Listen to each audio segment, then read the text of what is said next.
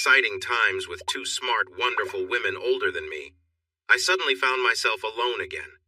It was tough to get used to.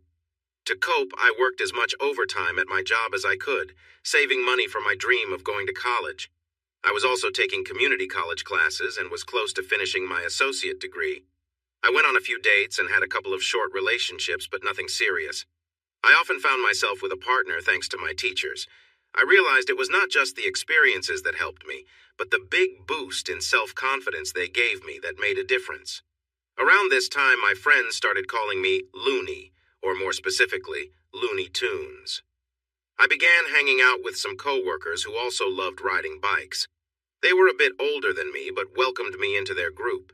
The company had a large lot by a nearby lake where they held their annual picnic and other smaller events. The area had picnic tables scattered about, a building with more tables and a fireplace, and separate restrooms for men and women.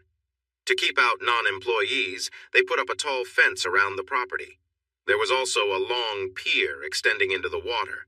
Every spring, they held a lottery for employees who wanted to use the lot on the weekends when the company was closed. You could also reserve it during the week if you signed up a week in advance and did not miss work. I was lucky and won a weekend in late June.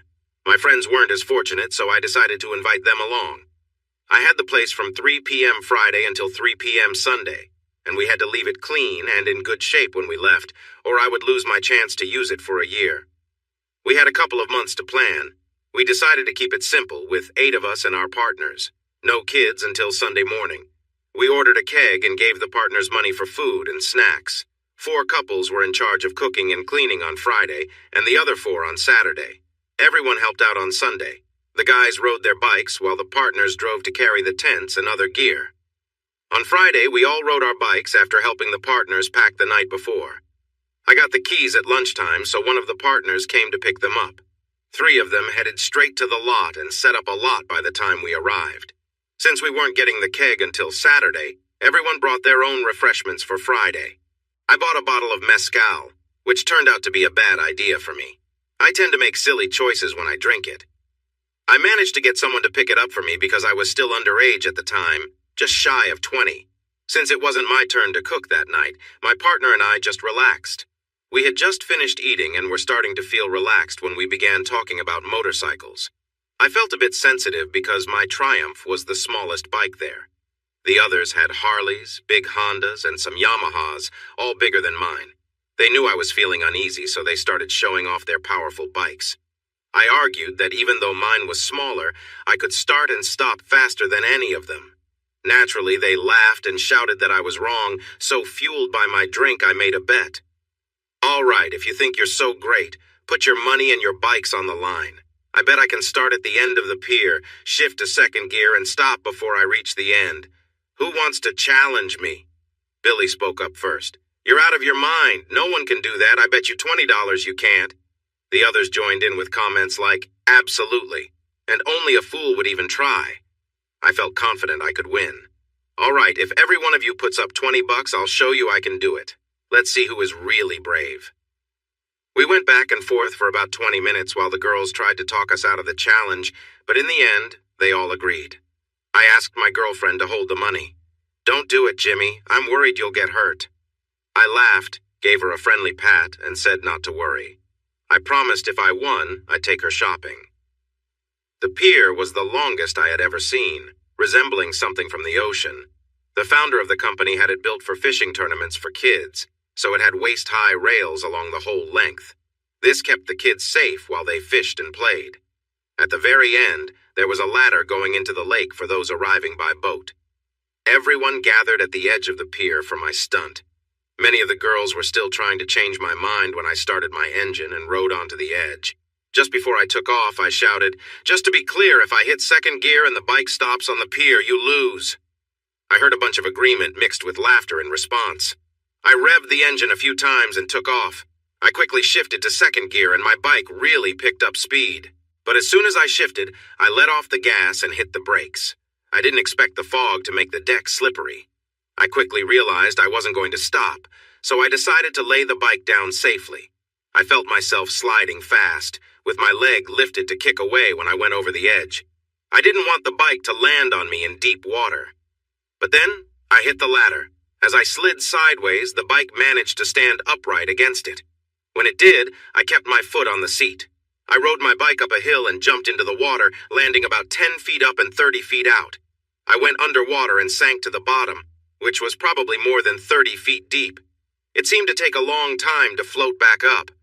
By the time I reached the surface, I heard the girls shouting that I had drowned. I shouted back, loud enough for everyone around the lake to hear, and swam back to the pier. They had moved the bike and almost pulled me out of the water. I was laughing hard while they told me how dangerous I was. Still laughing, I said, I might be crazy, but I'm $140 richer. This started a lot of complaining, but I reminded them that the bet was I would shift into second gear and stop the bike before it hit the water. I did just that, so the bike stayed dry. Nobody mentioned that I had gotten wet. The girls convinced them to let me keep the money. Eventually, they agreed it was worth it just to see what I had done. Billy spoke up for the group and said, I didn't know it before, but you're really something else. A total character. The nickname stuck, and by Sunday it was shortened to Looney. When we returned to work, everyone heard the story. Someone put a picture of Porky Pig on my locker, and soon I was known as Looney to everyone. A few months later, we all had a few drinks and decided to get tattoos. I showed the tattoo artist the picture I wanted. You know this is against the rules, right? He said. But he went ahead and made the tattoo, taking a picture to hang on his wall. A few months later, my old boss from the grill called me. His cook left suddenly and he needed help for the weekend. I didn't have any plans, so I went in. It was good money. Most people at the dance hall recognized me and remarked on how I had changed. I had gained about 30 pounds and my hair was long. I also had a beard now. When Mr. Williams saw me, he almost didn't let me cook. I had a new bike too. A coworker was going through a tough divorce and he needed cash quickly, so I got a great deal on his bike. It was a cool model, but it had a stiff frame. Riding it was a bit rougher than I liked, but it looked amazing. As the night wore on, I took a break and chatted with people I remembered when I mentioned Bob and Barb. Oh, they don't come around much anymore. I heard Bob's health isn't great. I felt mixed emotions about them not being there. I thought of her and Joanne often. Joanne married an accountant and, from what I heard, was happy. I never got an invitation to their wedding. As the dance came to a close, just before midnight, 3 young girls walked in. You could see how nervous they were by the way they huddled together. It was clear they didn't usually come to places like this. They were college freshmen who had dared each other to come because it seemed dangerous. They thought they'd be safe since one of the girls was a local. I was behind the counter selling tickets when I noticed them. One of the girls looked familiar, but I couldn't remember where I had seen her before. They were deeply engaged in a conversation, and I overheard one mention that I must be the owner of the bike parked outside. I took no chances with my bike. I had parked it near the delivery entrance on the side of the building, under a light where I could keep an eye on it from the kitchen. I had to knock on the glass to keep a few curious people from getting too close. Suddenly I heard a commotion in the dance hall, and Mrs. Williams came out. Jimmy, come quick. There's trouble inside, and I don't think Willie can handle it. Willie was the security guard, a part-time sheriff who was in his 60s. I quickly tossed aside my apron and rushed into the hall. 3 guys were arguing about who would take a young lady home. She didn't want to go with any of them and slipped away towards her car as the fight started. They were all quite drunk and kept hitting each other, occasionally bumping into Willie. One of my housemates was a part-time karate teacher, and he had encouraged me to take a self-defense course. Every few weeks he would show me a new move, reminding me to use it only when necessary. I grabbed the smallest guy and pushed him against the wall. He slid down as another guy hit me. It didn't hurt much, but it frustrated me. When he took another swing, I stepped to the side, caught his arm, and sent him down onto the floor. He skidded several feet. In a surprising turn, the smaller guy charged at me. I saw him coming and dodged to the side again. I kicked him hard as he passed, sending him into the other guy just as he was getting up. They both fell over. I walked over to them. This isn't funny anymore. I'm done with this fighting. You got that? The bigger guy raised his hands. The fun had clearly gone out of him. But it was the smaller guy who wanted to keep proving himself. He got back up and rushed at me again. I was fed up with it. He managed to hit me lightly before I reacted. I had gained some weight, but it was mostly muscle from all my hard work at my job. I slapped him hard across the nose, and it threw him off balance. Then I quickly pushed my hand just below his chest, making him gasp for air. Willie returned. He had managed to handle the other guy and sent him out of the building. He held his nightstick, and I knew the guy had probably received a few taps to remind him how to behave. Willie pointed the stick at the other guy and gestured towards the exit. The small guy was still on the ground, struggling to breathe, so I grabbed his feet and started pulling him toward the door. As we moved outside into the lower area, there was a small step down. Then, as we continued, we went down 2 more steps onto a concrete porch. 4 steps led down to the gravel parking lot. I dragged him all the way to the lot, and I'm sure being pulled across the gravel wasn't a pleasant experience. Naturally, everyone from the dance hall followed us outside. While dragging him through the area, I suddenly realized why one of the college girls looked so familiar. I glanced over and smiled. "Hi, Cece, it's nice to see you." The expression on her face was unforgettable. I went back inside and Cece approached me. I thought she was going to hug me when one of the other girls held her back. "Let him clean up, Cecilia. You don't want to get any marks on your dress." I rubbed my cheek. One of the guys I had faced must have had a ring, as I had a noticeable scratch. "Ladies, excuse me for a moment." I went to the bathroom to clean my face. Luckily, I was wearing a black t-shirt, so the marks didn't show on my clothes. I took down my ponytail, combed my hair and beard. I wasn't perfect, but I looked presentable. The grill had closed, and Mrs. Williams and the busboy were tidying up the kitchen. She urged me to leave. "We'll finish up here. I think your friends are waiting for you outside. Thanks for helping Willie. You've always been kind, but I just saw a different side of you. Maybe we should hire you to assist Willie." Cecilia and her friends were sitting in a booth and waved for me to join them. The small brunette began the introductions. "Hi, I'm Beth. This is June, and I'm sure you remember your old classmate." Old classmate? We had never dated. I was from a working-class family, and her father was wealthy, part of the social elite. We had never mixed much. She was 2 grades behind me in school, but we had lockers next to each other. She was very shy. I spoke to her between classes, and we formed a casual friendship. At nearly 6 feet tall and very slender, she faced a lot of teasing, even though her dad was rich. Once, I walked her to her class to protect her from a mean guy. I asked him politely to leave her alone, and I guess he got the message, as no one bothered her again. Not fully understanding the situation, I decided to go along with it. "Hey there, you really look nice tonight." And she did look nice. The skinny girl I knew in high school was gone. She had grown up and filled out nicely. I leaned in to give her a kiss on the cheek, but she surprised me by turning her head for a kiss on the lips. I noticed a hint of something strong on her breath. "Hi there. I've really missed you," she said. The other 2 girls laughed out loud. Cece patted the seat next to her and I sat down. She held my hand tightly like it was very important to her. June started asking questions. "What's with the Cece? We've never heard her called that. Is she as good a kisser now as she was in high school?" It was my first kiss from her, but her grip on my hand was strong. I can definitely say that was the best kiss I've gotten from her. I guess she's had some practice since I last saw her, and Cece was my nickname for her. I felt her relax her grip, so I must have said the right thing. Beth burst out giggling again. "You're joking, right? The Virgin Queen? We've never seen her with anyone until now. She never mentioned she was with a tough biker before." I didn't look like this in high school, but I have to say, once you get her going, she is really amazing. I remember once when Oops, maybe I better not share that story. We should keep the Virgin Queen image intact. The other girls laughed and asked for more fun stories. Cecilia looked like she wanted to hug me and also scold me at the same time. I told them I wouldn't share secrets. If they wanted stories about her, they should ask her. After a little while, I excused myself to check on Mrs. Williams and ensure everything was closed up for the night. When I returned, the girls were gone. I asked the busboy where they went, and he told me they had left. I shrugged. Maybe it was just a silly fantasy. What I didn't expect was to see Cece leaning against my bike. "Where are your friends?" I asked. She looked down at the ground. "I told them I was going home with you, so they left." That was surprising. "Are you?" "Am I what?" "Going home with me." She looked a bit unsure. "No, I wanted you to take me home. I was tired of being the good girl in our group." Tonight will definitely lead to some interesting talks in the dorms when I get back to school. Thanks for helping me out. It was worth it, but nothing is free. There's a little cost. She looked more worried now. It had been 3 years since she talked to me, and she didn't know what I might be like now. She started to plead.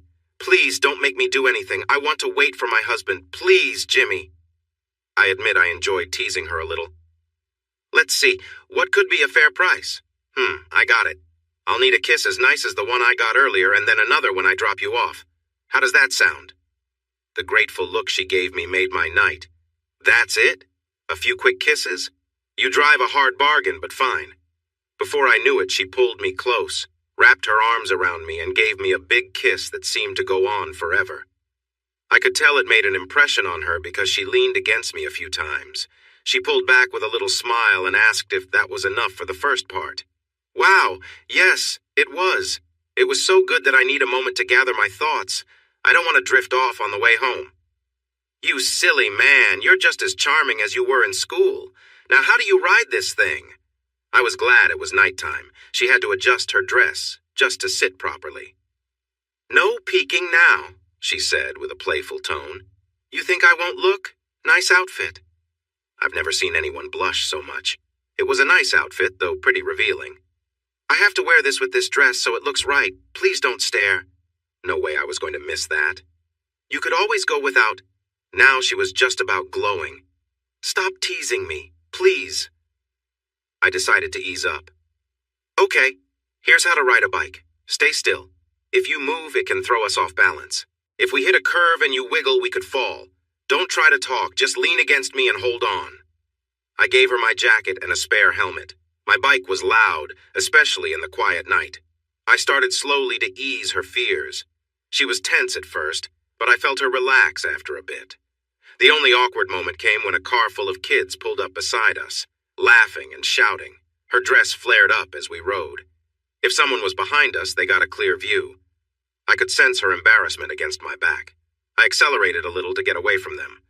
Her dad had a farm, but he didn't work it because of his businesses. He just liked living there. As soon as I turned off the bike, the porch light flicked on. She jumped off the bike and started adjusting her dress. Her father stepped out, looking really serious. Cecilia, who are you with? Dad, this is Jimmy Wilson, a friend from school. He gave me a ride home. It was clear he didn't approve. Thank you for bringing my daughter home, Mr. Wilson. Cecilia, get inside. Well, that went over well. I didn't get the rest of my reward that night. I was surprised by the phone call I received the next day. One of my housemates shouted that a girl was on the line for me. I answered it. Jimmy, is that you? I didn't recognize the voice. Yeah, who is this? She sounded a bit annoyed. It's me, Cecilia. What are you doing right now? This was unexpected. Just hanging out. What about you? Listen, I'm at the Burger Barn with my friends. They still don't believe we were together. Can you hop on that cute little bike and come over here, please? They probably don't believe it because it never happened. Are you embarrassed to have me come to your house? I wasn't in the mood to be nice. After a moment of silence, she said, I'm sorry about my dad. I'm his little girl, okay? She laughed and continued, That's why I want you to meet me here. I kind of made them think I had to sneak around to see you. Please? I was about to say no, but changed my mind. Okay, I'll be there. But when I arrive, I expect the rest of what you owe me from last night, got it? I could hear her relief. Get here in 30 minutes and I'll give it to you with a little extra. Hurry. I didn't break too many traffic rules, but made it there in 25 minutes. They were outside with milkshakes.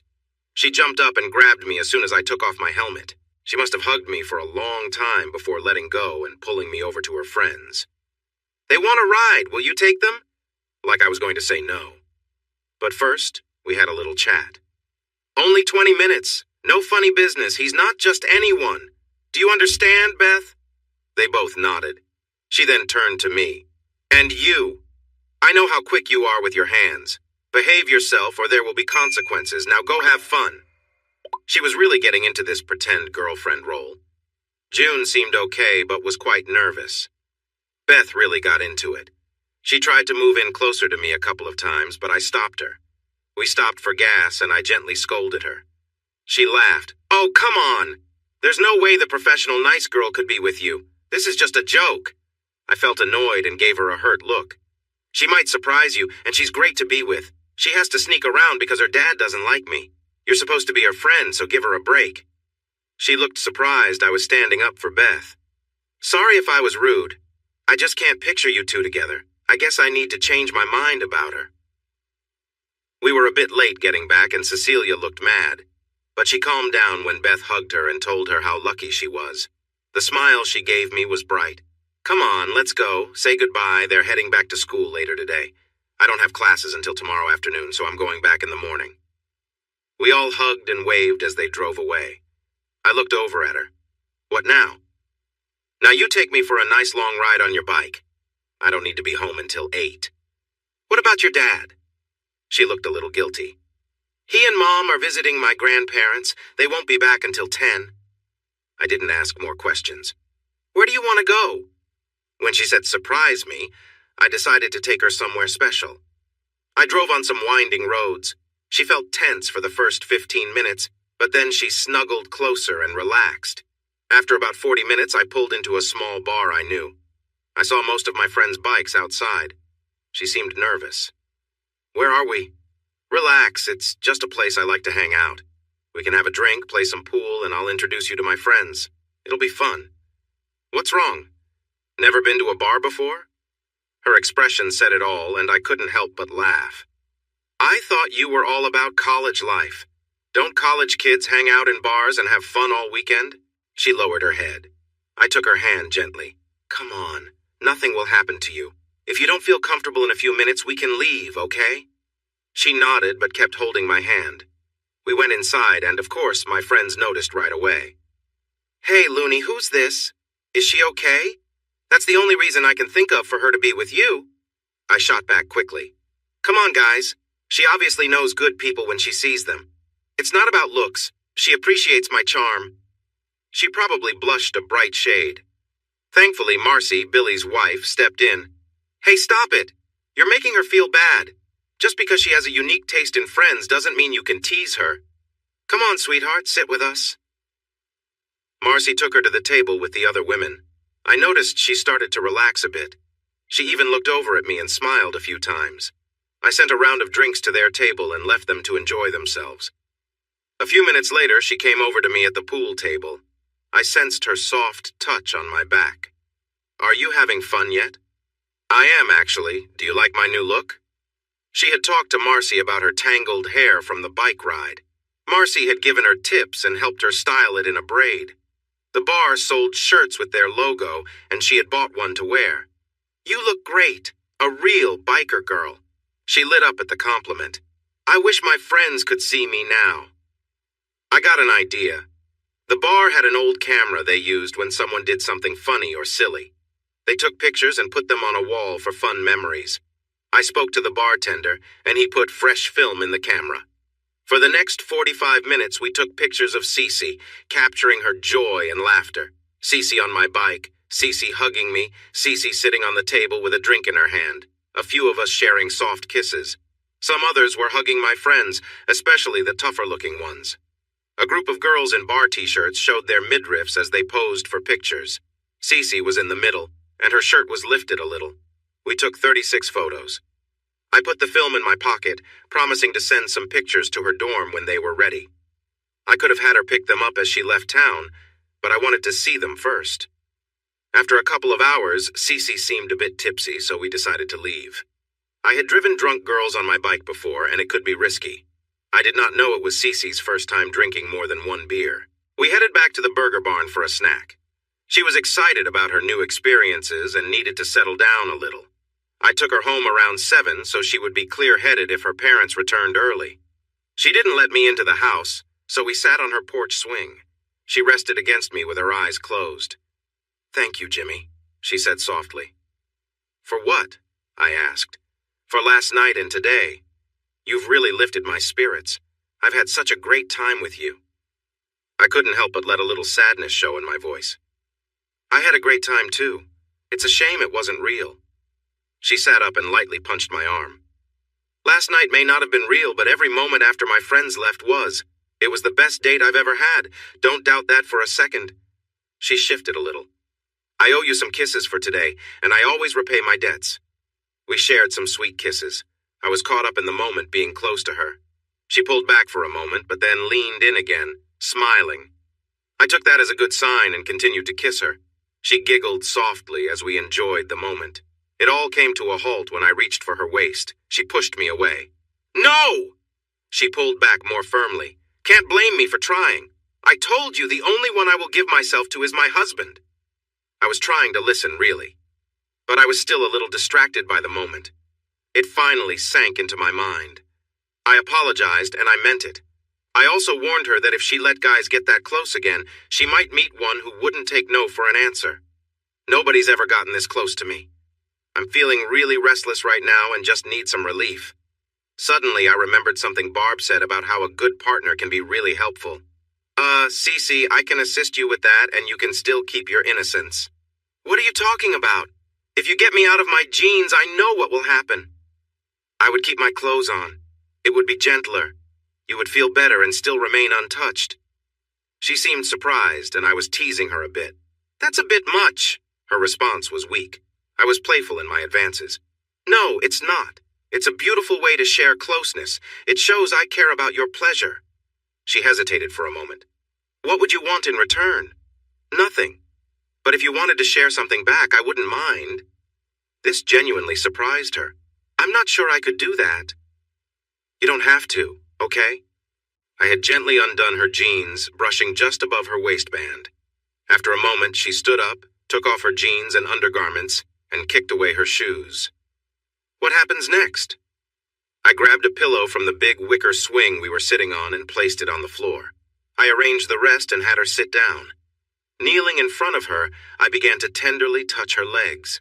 She was trembling. Whether from fear or excitement, I wasn't sure. I started with light kisses at her knees and worked my way up, being gentle and careful. I noticed her breathing quicken as I got closer. When I reached her legs, I kept it gentle and made sure she felt comfortable. She seemed a little uneasy, but I encouraged her. It felt good to see her excited. She started to express her feelings, whispering encouragement. I knew when she was close to an important moment, so I shifted my focus, being attentive to her needs. It was clear she was feeling something powerful, and I wanted to ensure the experience was good for her. Afterwards, she seemed overwhelmed with joy and relief. Wow, I should have done this a long time ago. I embraced her and replaced the cushion we had used. I felt quite happy, but I also knew I had to keep my promise. After some time, she leaned in and kissed me, which surprised me, and it felt sweet. What's that about? I asked. I think I taste a bit sweet. Did you notice? Like something delightful. I could get used to this, she said with a laugh. More giggles filled the air, and she glanced at me with a playful smile. We shared a moment of warmth and connection, talking and enjoying each other's company. She seemed curious, asking light-hearted questions, and we both laughed at the funny turns our conversation took. So, is that really true? She asked, eyes wide with genuine curiosity. Do people actually talk like that? Apparently, I replied, grinning. We continued talking, our conversation moving from one funny topic to another, making each other laugh. At one point, she asked more questions about things she'd heard from others or seen in movies, finding it all amusing yet a bit puzzling. By now, we were both laughing so much that it was hard to keep a straight face. She leaned in closer, still full of questions, but her tone remained light and humorous. Suddenly, we heard a sound from inside the house. The phone was ringing. An answering machine picked up, and we heard her mother's voice. Sweetie, Cecilia, are you home?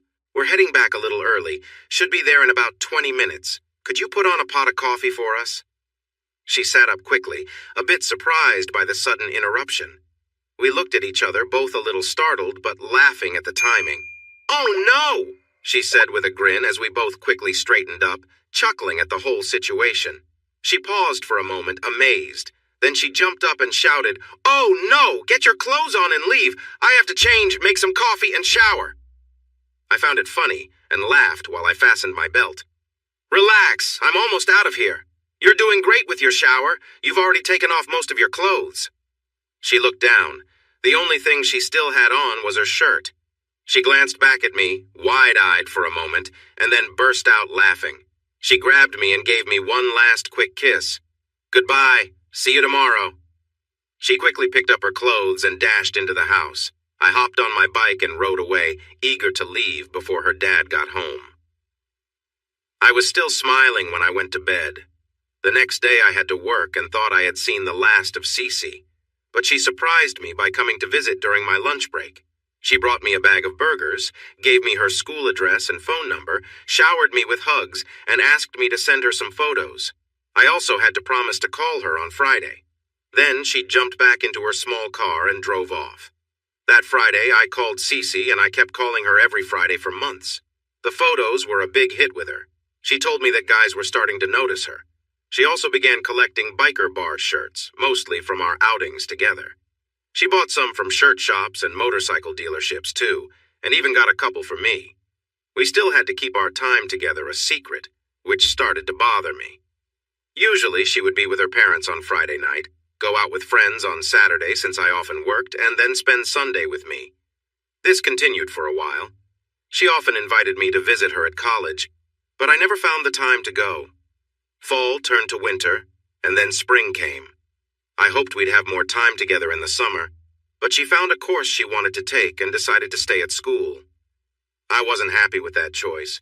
Did she see other people? Probably. We hadn't made any commitments. Did I see others? Yes. I was enjoying life while she wanted to wait until marriage. We only had some fun kissing and hugging. It was enjoyable, but also a little frustrating. I learned she could be jealous. One weekend, she said she wouldn't be home, but then her mom convinced her to attend an event. I tried to call her, but I had other plans and spent the weekend with someone I met through friends. We were at the burger barn when she saw us pass by on my bike. The woman I was with was attractive. When she went by, she was wearing cut-off jeans and a top. Marcy told me that Cece marched into the bar on Sunday looking for me. I wasn't there because I spent the whole weekend with my new friend.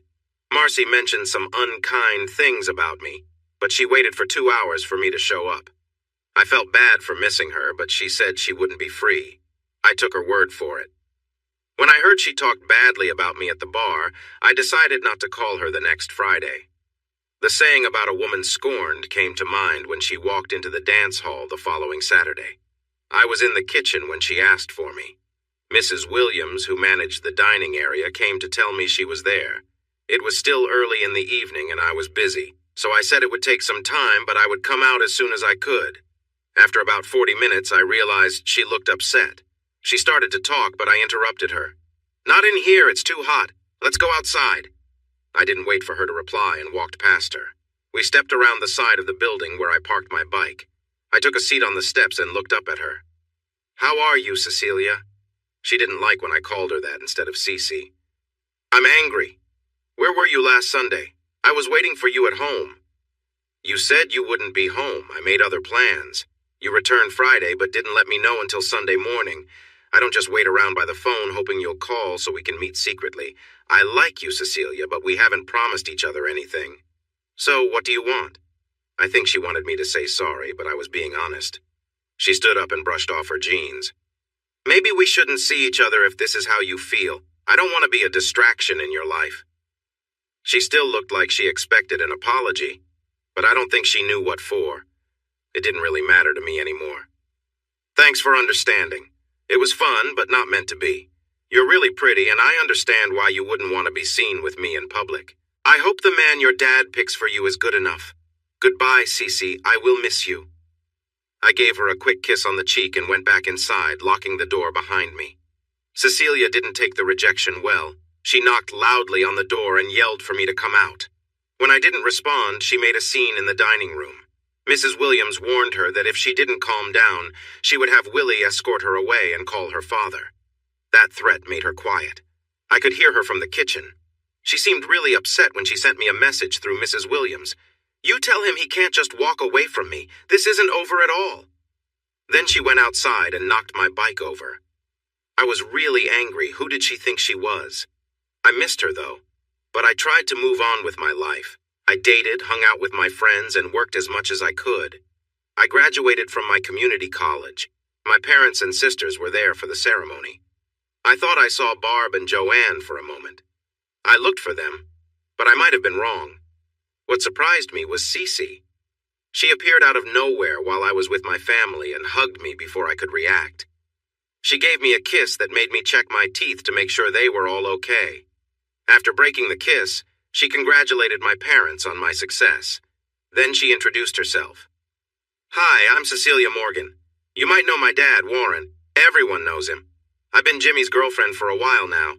I'm happy to finally meet you. We've tried to meet before, but because of school, work, and me being away at college, it hasn't worked out.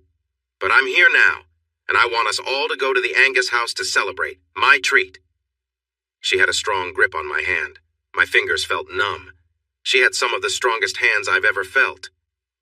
"Cece, what are—" Before I could finish, she leaned over and whispered in my ear, "Just go along with this. Don't spoil the moment for your parents. Look at how happy they are. We'll talk later, I promise." I wasn't sure what made my parents happier, me being the first in the family to graduate, or the fact that I was dating the daughter of the richest man around. She convinced my sisters to ride with her to learn more about me. Since we were passing by the college on the way home, I rode with my parents.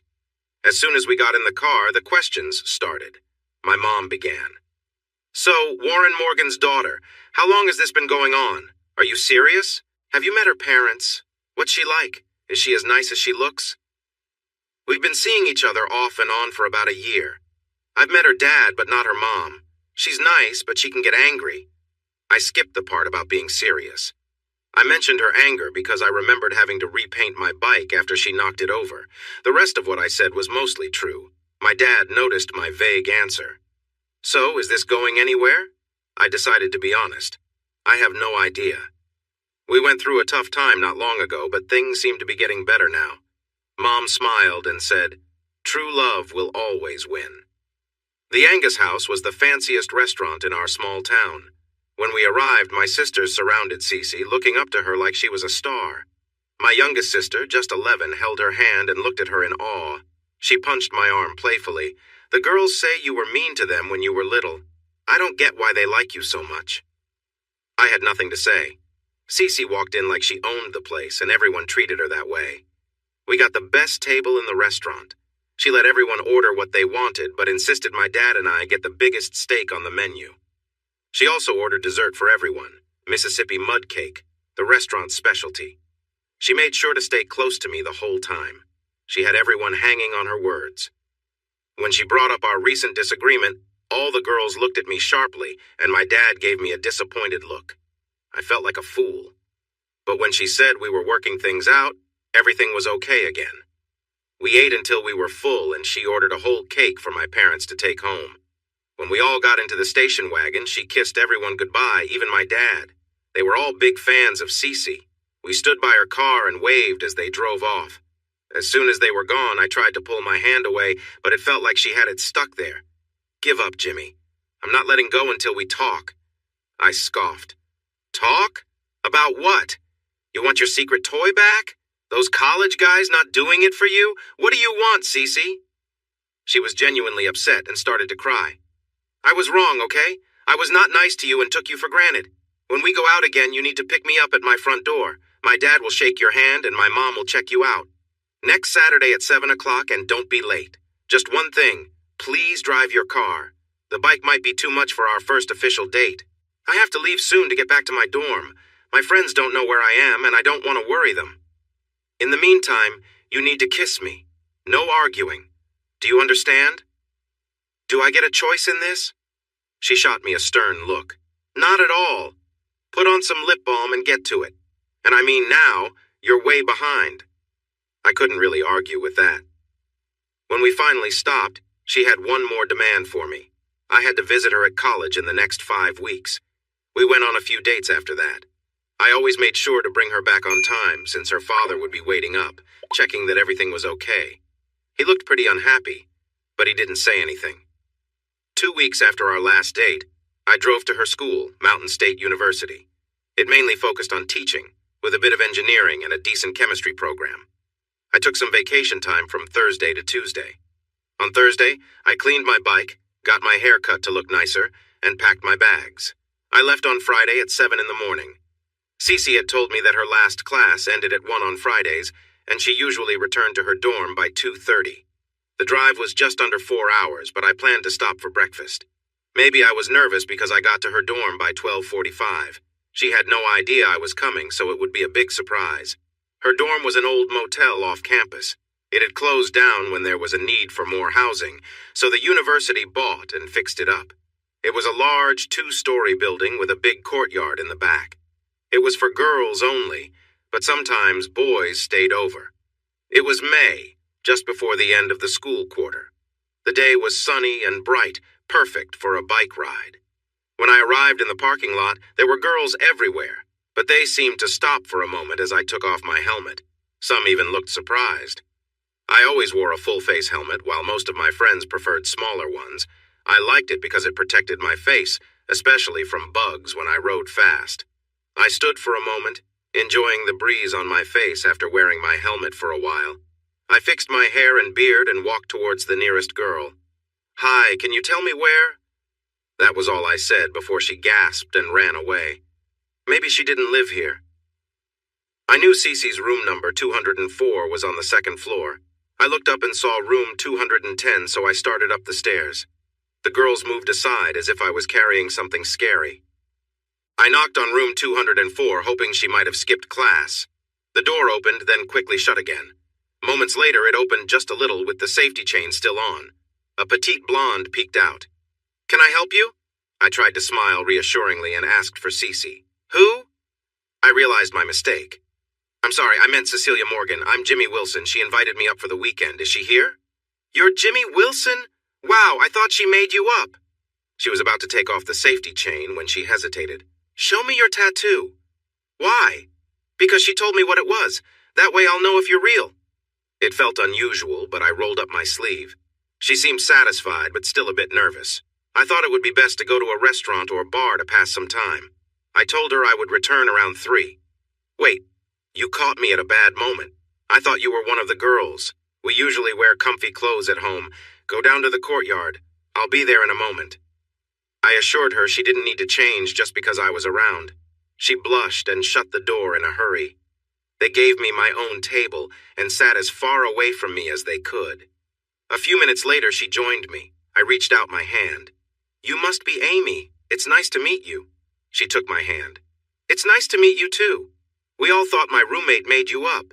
You and the Virgin Queen? That's her nickname." She laughed. It was nice to hear. "Looney Tunes and the Virgin Queen. Sounds interesting, right? Did you really almost ride your bike off a pier?" I told her the whole story. Her laughter was delightful. As time passed, more girls joined us around the picnic table, eager to hear stories about Cecilia. They were amazed when I shared how she once got mad at me and kicked my bike over. Amy asked my age. I mentioned I had just turned 22. Hearing this, the girls wanted me to buy them drinks. I tried to excuse myself politely. "Sorry, girls, I don't know where the store is." They all offered to help with directions and even drive me. But Amy finally spoke up. "Hold on, everyone. Do you want to get in trouble with the Virgin Queen? She's tougher than she looks.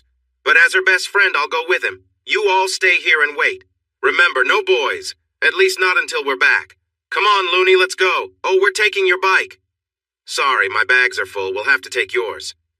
That was all I managed to say before 4 girls started unpacking my things. I worried they might tip over my bike.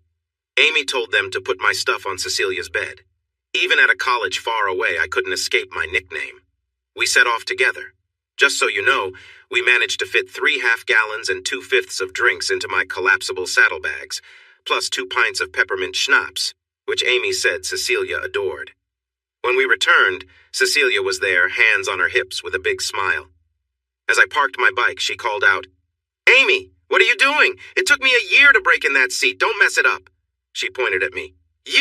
If you mess with my friend, I'll take care of it. Now let's enjoy some fun." She pulled me in and gave me a big kiss. I think all the girls living there, plus a few others, were watching us. I made sure to give her a little playful nudge to show off. Then she lifted up Amy and spun her around. She set Amy down and laughed. "Still think I made him up?" We shared some drinks and headed to their room for a while.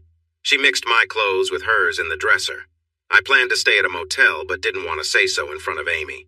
By 5 o'clock, word got out that a party was happening. Guys arrived and we pooled some money for hot dogs and snacks. They had a couple of grills going. I told Cece I wanted to take her somewhere nice, but she shook her head. Are you kidding? Because of your stories, I've become quite popular. We're staying here and I'm going to show you off whenever I can. Get ready for a good time. I made peace with a simple meal and settled for burnt hot dogs. I wasn't a big drinker, so I gave Amy money to buy some beer. She insisted we go with her, and she convinced Cece to let me join her in the store. They knew some college kids working there. We grabbed a cart and filled it up with more snacks and several cases of beer. When we reached the checkout, it was one of Amy's friends, and she was all over me. His eyes went wide. Right then, she said, "Don't drink too much, I want you to be ready for later." The girl at the next register couldn't stop staring at me. I decided to join the fun. I pulled out some money and gave him a $100 bill. After he handed me the change, I turned back to Amy. "Don't worry, when the time comes, I won't let a few drinks slow me down." The lady behind us dropped her juice. I laughed and looked at the cashier. "Looks like we need a cleanup." Then, surprising everyone, I picked up Amy and tossed her over my shoulder.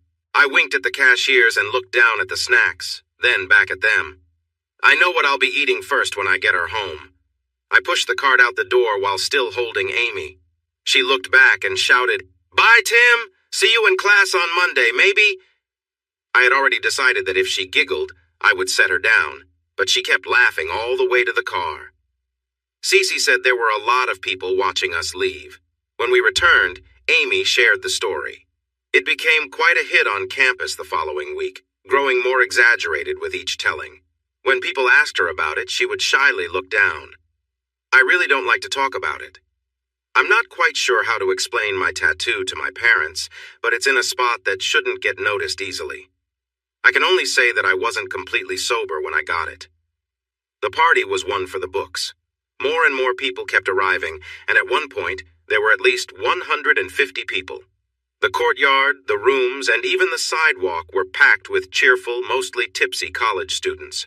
The music was loud, and before long, the police came by. They were used to the noise in a college town and told us to turn it down and stay off the sidewalks. That lasted just a moment after they left. I met some of Cece's friends, but I couldn't remember their names.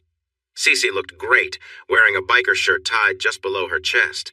It was clear she wasn't wearing a bra. Her hair was in a French braid, which was different from her usual style at school. I saw more than one guy looking at her, and it started to bug me. She noticed and seemed to be enjoying the attention. "Don't worry, baby. I'm yours," she said with a smile. "And trust me, if you went up to most of them, they'd probably back off." I realized that guys were keeping their distance from me, but girls seemed to like me more. Some girls were a bit too friendly, but Cece quickly set things straight. "Back off, please. He's mine, and trust me, guys like him are a bit hard to handle. If you don't, I might show you a thing or two." A lot of people heard her, and the girls stepped away. Cece definitely established her place. Amy stayed close most of the night, and as time went on, I found myself with one arm around Cece and the other around Amy's shoulders. Neither seemed to mind. Eventually, Amy found a guy she liked and went off to grab some drinks. The party ended when 3 girls and 2 guys thought it would be fun to run around the block without clothes. The police returned and shut everything down. I hadn't drunk too much. Cece had consumed a pint of schnapps and a few beers and was feeling pretty good. We came across Amy, who had fallen asleep on a picnic table. People were stumbling around, and we noticed a few passed out in the courtyard. Unsure of who belonged where, we decided to leave them. Amy was small, barely 5 feet tall and around 100 pounds, so for the second time that night, I put her over my shoulder. We went back to the room, saying goodnight to others as we passed. Cece made sure several people heard her say it was probably a good thing Amy was asleep. That way, the fun we were planning wouldn't disturb her. Once we were in the room, I let Amy down on her bed.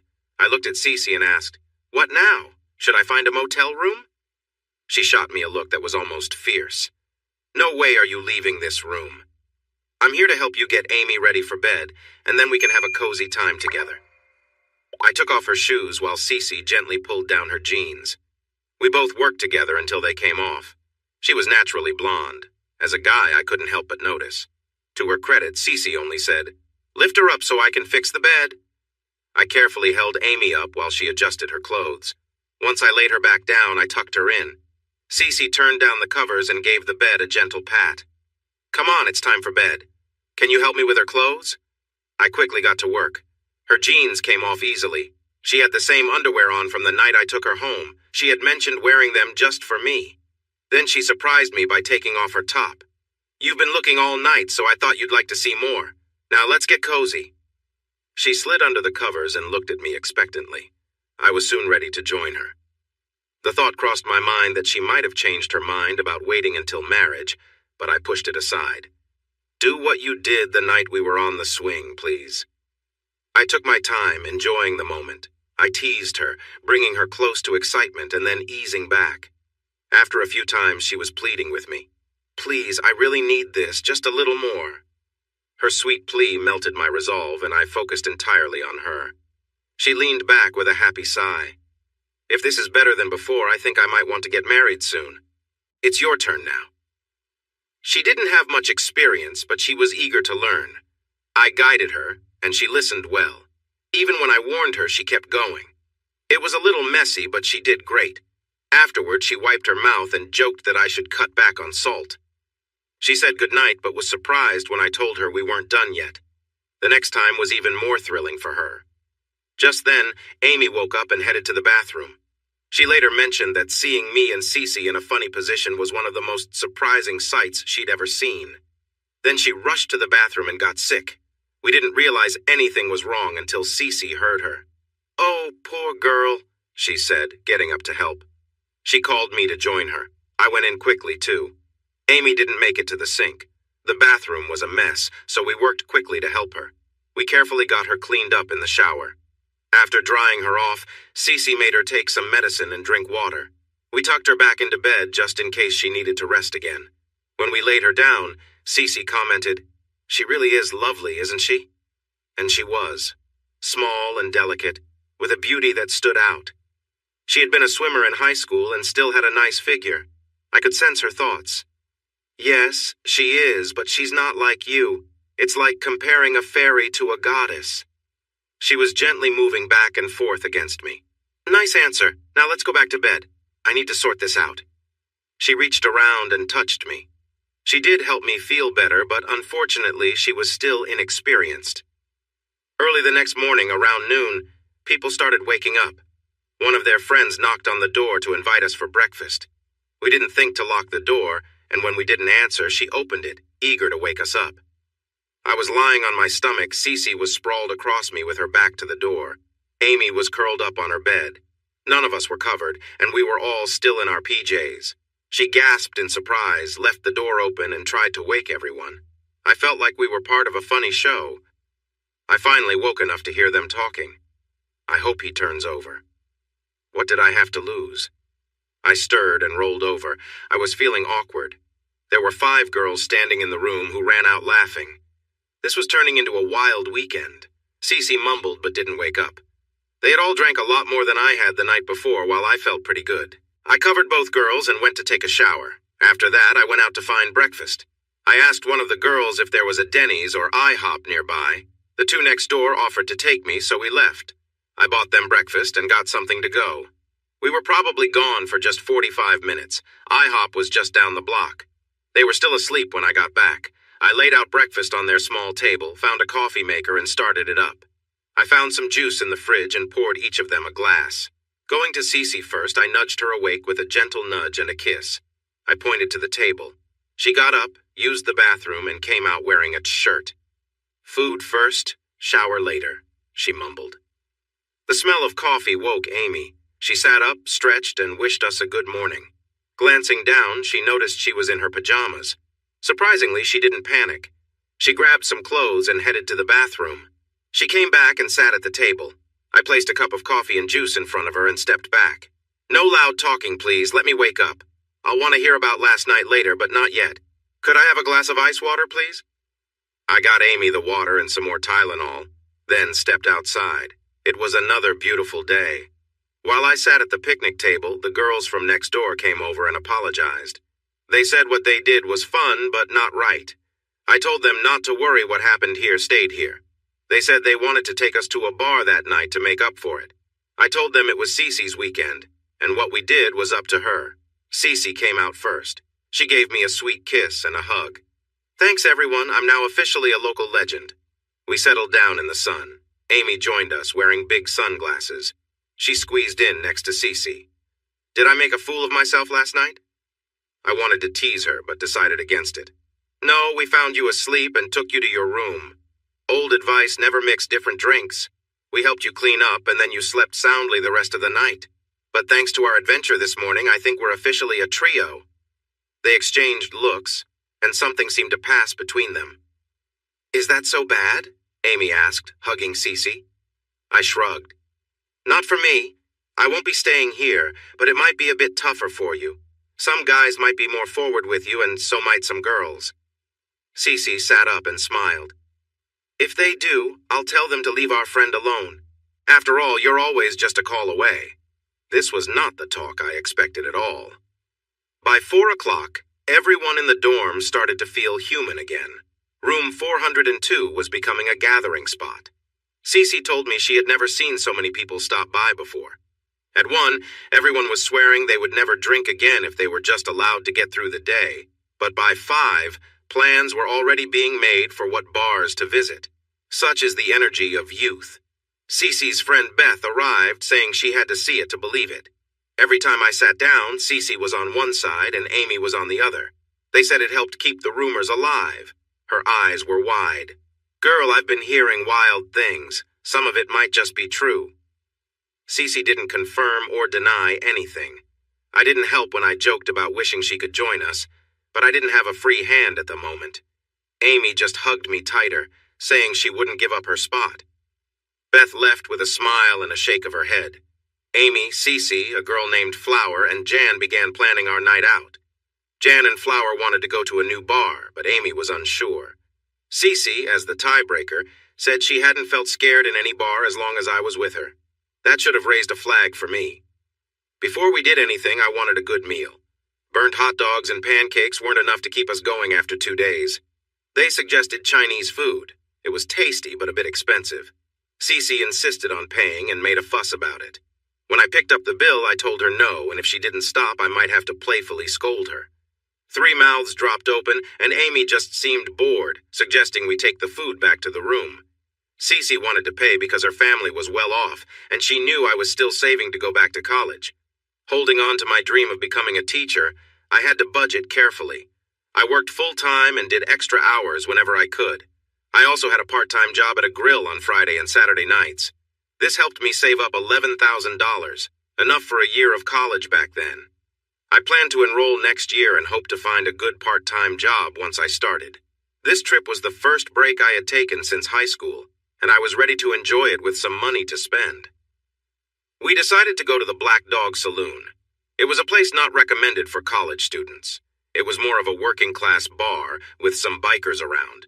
It felt like my kind of place with its local vibe. When we entered, a 4-piece band was setting up, and everyone's attention turned to us. In places like this, the regulars check out newcomers before deciding how to treat them. I had been through this before, but had avoided any awkward moments when Cece wasn't around. I had put on 10 more pounds since high school, bringing my total weight to 212 pounds, but I was tall at 6 feet 1 inch. I also had a beard and hair that made me look older, so most people left me alone. Walking in with 4 attractive women made sure we stood out. They were all wearing tight jeans and biker shirts, and their hair was styled in braids, except for Flower, who wore a bandana.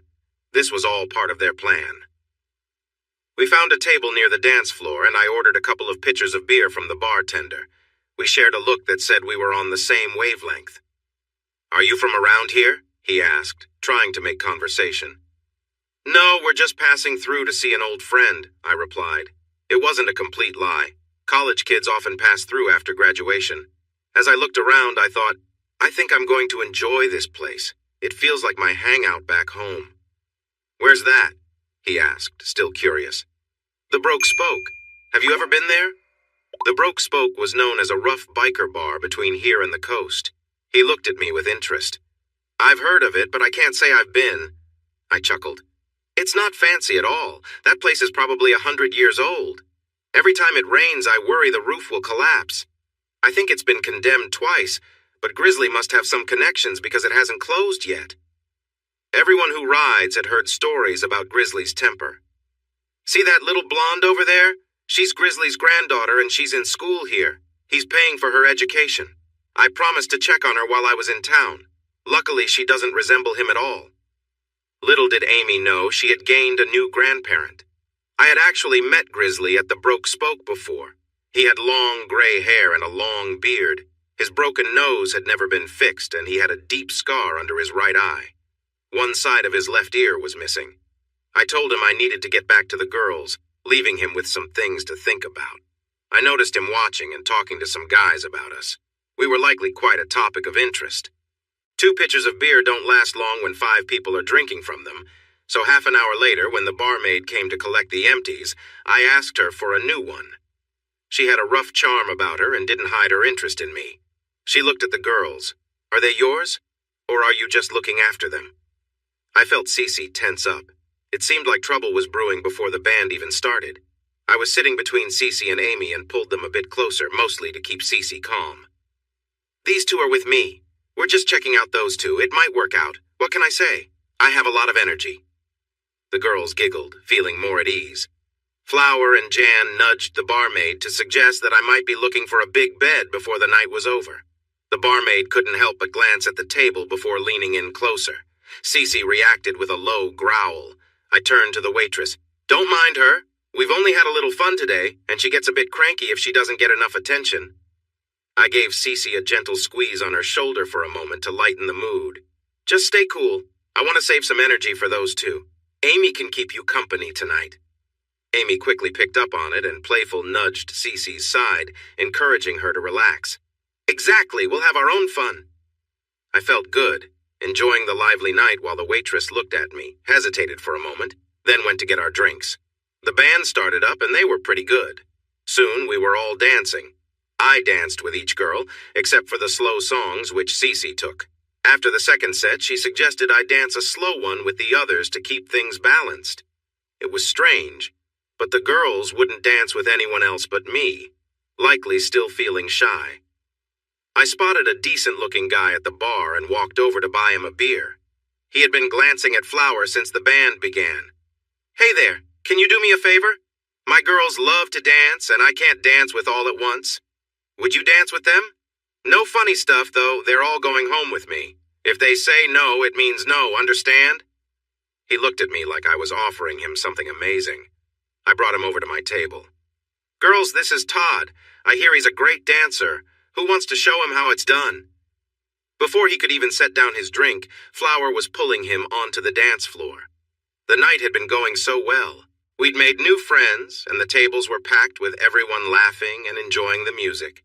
Cece was thrilled when I told her I'd save all my dances for her, and even Flower was bold enough to slip Todd her number. Everything was just right until the last set took a turn. While coming back from the bathroom, the waitress pulled me onto the dance floor. I didn't want to cause a fuss, so I went along. Cece was laughing and having fun until she spotted me with the waitress, and her smile faded quickly. Meanwhile, Jan was sitting at the table when a big guy came over and grabbed her wrist, trying to pull her to the dance floor. She was clearly uncomfortable, shaking her head and resisting, but he wouldn't let go. I immediately stopped dancing and headed over. Jan, would you like to go back to the table? I asked. She nodded, her face pale with fear. It was obvious she didn't want to go with him. Turning to the man, I calmly said, She doesn't want to dance right now. Maybe you should ask someone else. The guy, who looked pretty rough and was clearly a bit drunk, shot back, This isn't your business. Sighing, I reached for his hand and gently twisted his pinky back, a move I'd learned in self-defense training. He let go of Jan immediately, and she hurried back to the table. I stayed with her to make sure she was okay while Todd tried to help her calm down. Just as she was relaxing, the guy stormed back to our table, clearly angry. He sneered at me, saying, Who do you think you are, bringing in all these pretty girls and keeping them to yourself? I'll take her back to dance, and maybe she'll come back when I'm done. Years ago, a friend taught me some useful self-defense techniques for situations just like this. I stayed seated, grabbed the edge of the table, and pushed it sharply into his legs. The surprise and impact made him stumble forward, using his hands to brace himself. Seizing the moment, I steadied myself and delivered a quick, controlled move to push him back, hoping it would end the confrontation. The scene left a bit of tension in the air, but everyone around us rallied together, helping Jan feel safe and letting her know she was surrounded by friends. The rest of the night may not have been as carefree, but we all stuck together, looking out for each other until it was time to head home. Your elbow is much faster and stronger than your fist, and I was not being gentle. The man fell to the floor, unconscious. Todd stared at me in disbelief. Jan stopped crying and even smiled for a moment. She started to go over to him, perhaps to kick him, but I stopped her. "That's enough, Jan. He can't hurt you anymore." Meanwhile, back on the dance floor, things were getting lively. Cece and I passed each other. I was taking Jan away from the troublemaker, and she was getting the waitress. Cece was yelling at the waitress to keep her hands off her boyfriend. The waitress fired back, saying if she ever got me, I wouldn't stick around. Cece was big and sensitive about her weight, so it stung. Amy and Flower, along with another girl they had met, were trying to calm Cece down. One of the bartenders had grabbed the waitress to keep her away. I gently took her arm, trying to lead her back to the table. She turned and slapped me hard enough that everyone could hear it over the music. She raised her hand again, but I stopped her, turned her around, and swatted her on the shoulder. Then I grabbed her hair and brought her face closer to mine. "If you don't settle down right now, I'm walking out of this bar, heading back to your dorm, packing my things, and you won't see me again. It's your choice." I let go and stepped back. She looked at me for a moment before bursting into tears. "Please don't leave. I'm sorry." How could I stay upset with her? I hugged her back. She turned to the waitress and extended her hand. "I'm sorry." The waitress hesitated for a moment, but then took it. Cece pulled her in for a hug. I thought it was a kind gesture. Amy later told me what really happened during that hug. While hugging, Cece warned the waitress, "If you touch him again, you'll regret it." The waitress, not backing down, replied, "If you turn your back on him, I'll have him and be gone before you can even grab a snack." It nearly sparked another argument. When we returned, the manager was looking down at the man still lying on the floor. "What happened to him?" he asked. I shrugged.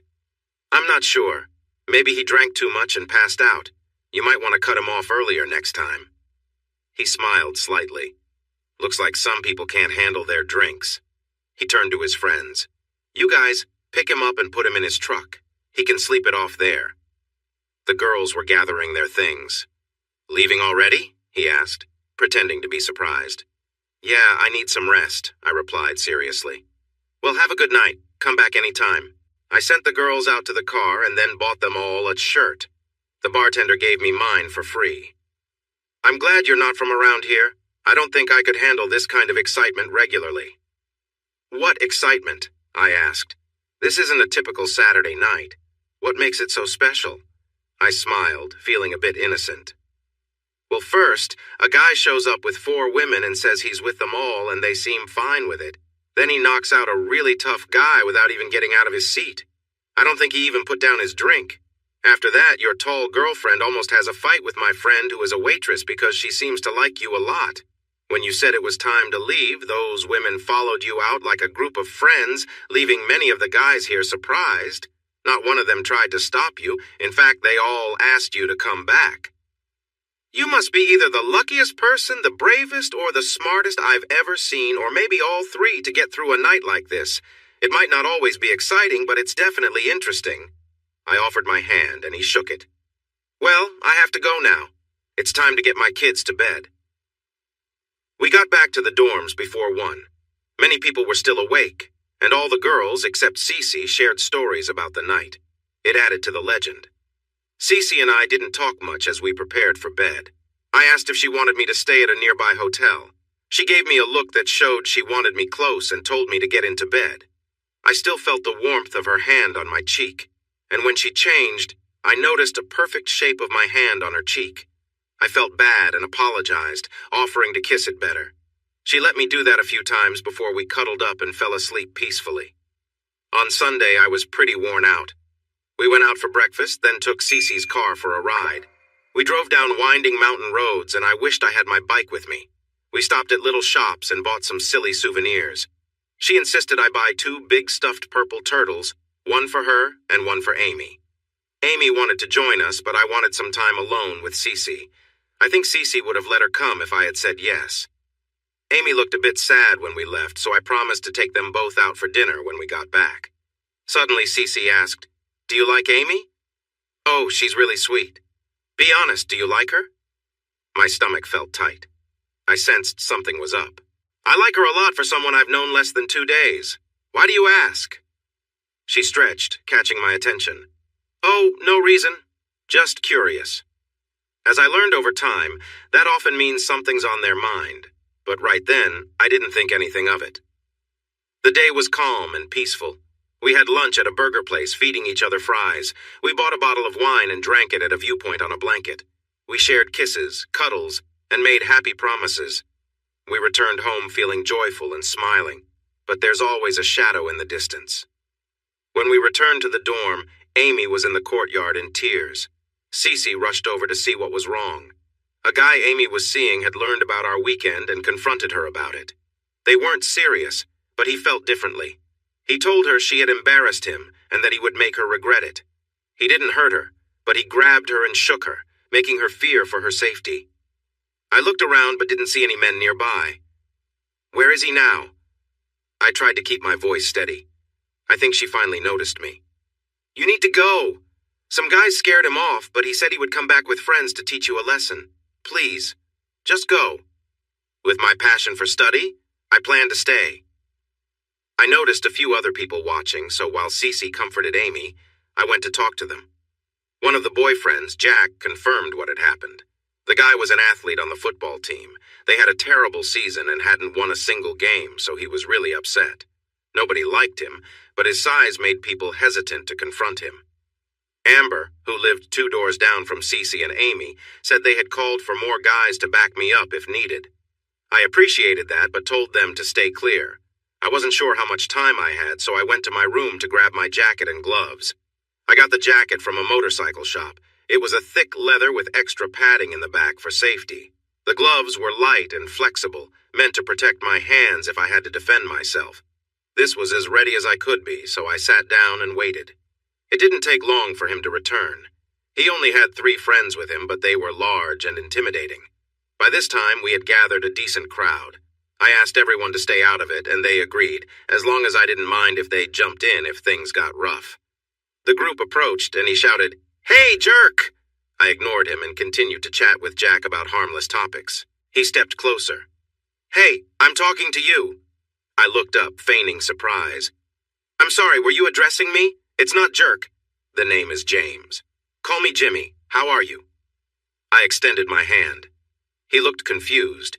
He almost shook it but pulled back instead, and a girl laughed. This made things worse. "Which one of you laughed?" I raised my hand in a calming way. "Please, sir, that kind of talk doesn't suit you. What brings you here? Let's sort this out quickly so my friends and I can return to our chat." Smirks began to appear on faces around us. He was quickly losing control of the situation. He smirked. "I thought you were a tough biker. You talk like a weakling." "Weakling? I didn't realize that was still a thing. Are you saying I'm less of a man than you? Where's the proof for that? Maybe you see my good looks as a sign of weakness. Sorry, that's not my way, but I'm sure you'll find someone who agrees. Let me take this further. You don't think I'm tough, but you brought 3 friends to help you. What does that say about you? Even though you have a lot more weight than I do, you still doubt you can handle me alone. Maybe that makes you the weakling." I said this on purpose. Angry people make mistakes. By questioning his ability to take me on his own, I hoped he would tell his friends to stay away. If it came down to it, I could rely on my training and the advice of my friends. Strike first, strike hard, and never let them get back up. Remember, this isn't a fair fight. They want to hurt you. Aim for soft spots and sensitive areas. Forget the jaw and stomach. Go for eyes, throats, toes, and kneecaps. If you have time, plan your move, and it will come naturally. And remember, there's always someone stronger or luckier than you. You can't win them all. My words worked. He glanced at his friends. "He's mine. Don't get involved unless his friends do. This will be entertaining." He slipped into a childish mindset. Remember how it was when 2 guys were about to fight? There was always a long period of talking before anyone actually threw a punch. I had left that behind long ago. He started with his boasting. I'm going to enjoy taking you down. When I'm finished? That's when I grew tired of his talk and stepped hard on his toes. He was wearing flip-flops, and my heavy boots were tough. I would like to think I heard him, but I'm not sure. I did hear him shout. When he bent over out of instinct, I grabbed his arm, twisted it behind his back, and pushed him into a nearby post. He hit his head. I might have done more, but the police showed up. His friend had called them. The first officer looked familiar. Surprise, it was Todd from the bar. He looked down at the guy on the ground and then at me. Looney, good to see you. What happened? Nice to see you, Todd. This poor guy tripped and fell. Flip-flops can be tricky. He looked at the crowd. Is that what happened? He got a lot of unclear responses and shrugs from bystanders. Even his friends didn't say anything. They looked worried about their scholarships, maybe. He glanced down at the fallen athlete. Sir, do you want to make a report? Do you need medical help? I think the pain made him think twice. He said he was okay, even though blood was running down his face. I had one of the girls bring him a towel and some ice. If looks could hurt, I would be in big trouble, but he and his friends left. Todd told the other officers that he wanted to investigate and maybe talk to a witness or two. Flower was around him, and I think they understood what he meant by investigate. They left smiling, telling him not to take too long. We all sat at what was becoming my table. So, Looney, how much longer are you staying? I told him I was leaving on Monday. Good. I like you, but there's something about you that makes people lose their balance. They fall down a lot, especially if they're not nice. I'd hate to see that happen more often. He shook my hand and left after getting a date with Flower for Saturday night. Amy was still a little nervous. They didn't know it, but I had rented a motel room for the night, planning to have a really nice sleep with Cece in a bed big enough for us. Of course, Amy wouldn't stay in the dorm alone, so we took her with us. I didn't mind. I actually liked Amy. I packed my bags while they packed a small suitcase. The room was nice with just one king-size bed, which I had asked for. They didn't let me dwell on sleeping arrangements before we showered. I would have been happy to help, but they declined my offer. We walked to a nice steakhouse for dinner. The food was great. Afterward, we strolled back, discussing the weekend and agreeing it would be hard to top. The girls seemed a bit quiet. Back at the room, I turned on the TV and tried to unwind. I was in the only chair while they sat on the bed, whispering. They invited me to join them on the bed because we had things to talk about. My senses were on alert. Do you think Amy is pretty? Warning bells rang in my head. Yes, I do. I think I've mentioned that before. Why do you ask? They blushed and exchanged sidelong glances until Cece spoke up. We want her to be close to you, too. I sat up straight as my feet hit the floor. What did you just say? Cece smiled. We talked about this. I want to wait until marriage. You enjoy being close with others. Amy feels the same way. I think I might marry you someday, but until then, I don't want you with those girls from the clubs. This works for everyone. You can thank me later. I stood up, took her arm, and led her to the door. Please give us 15 minutes alone. Go to a bar, a library, or a park, but just go away for a bit. By the way, if we get married, I'll be the one asking. I gently pushed her out the door and then turned to Amy. Now you explain everything. I need to know, was this your idea or hers? If you're not honest with me, I will figure it out. Speak up. She avoided my gaze. Well, it started out as her idea, but I kind of liked it. I like you. Why? I don't think Cece realizes what she has. I actually listened to you talk. At the bar, you were just being yourself. You knew lots about trucks and engines. But when we were with our friends, you were different. I'm studying English. You've quoted poets like Tennyson and Frost. You had a deep conversation about psychology with Flower, who studies that. I think you lost her at times. Jack, the engineering major, was impressed when you explained how old gold mines used honeycomb designs to hold up soil.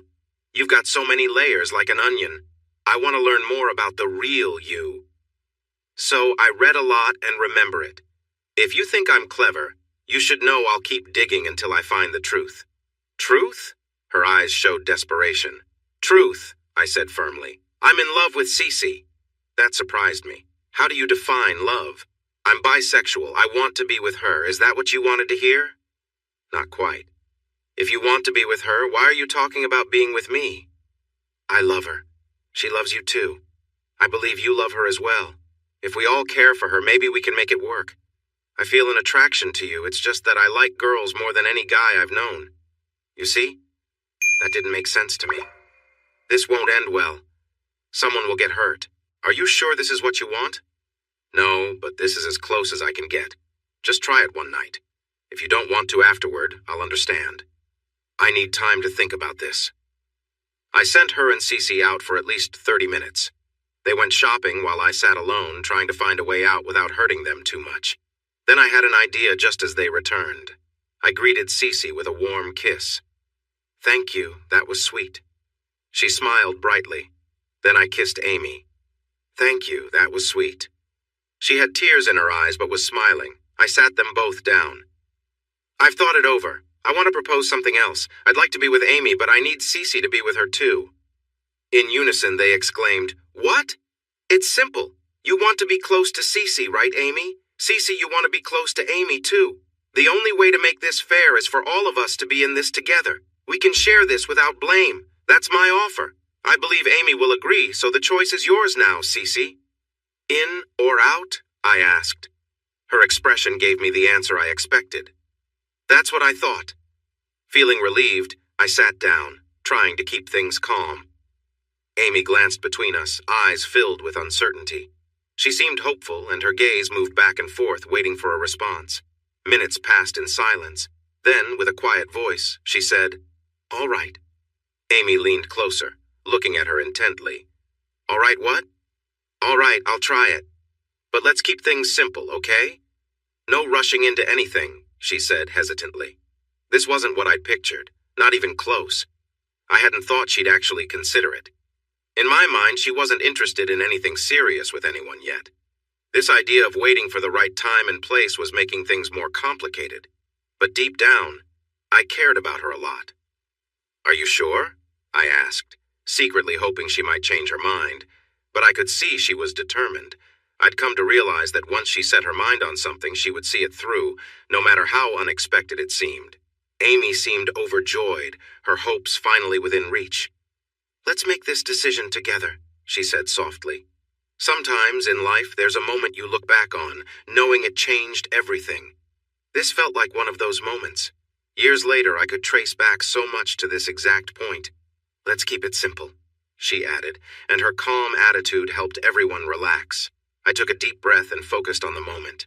There was something important happening, and I knew we'd remember this as a unique chapter in our lives. As I helped her out of her jacket, Cece looked a little nervous, her hands trembling slightly. We all shared a quiet smile, and I could see a soft connection between the three of us. Cece and Amy exchanged a quick, comforting look, and Amy placed her hands gently on Cece's shoulders, helping her relax. There was a calm, unspoken understanding in the room, a feeling of trust and closeness. It felt as if we were all learning together, taking things slow and letting each other know we were there no matter what.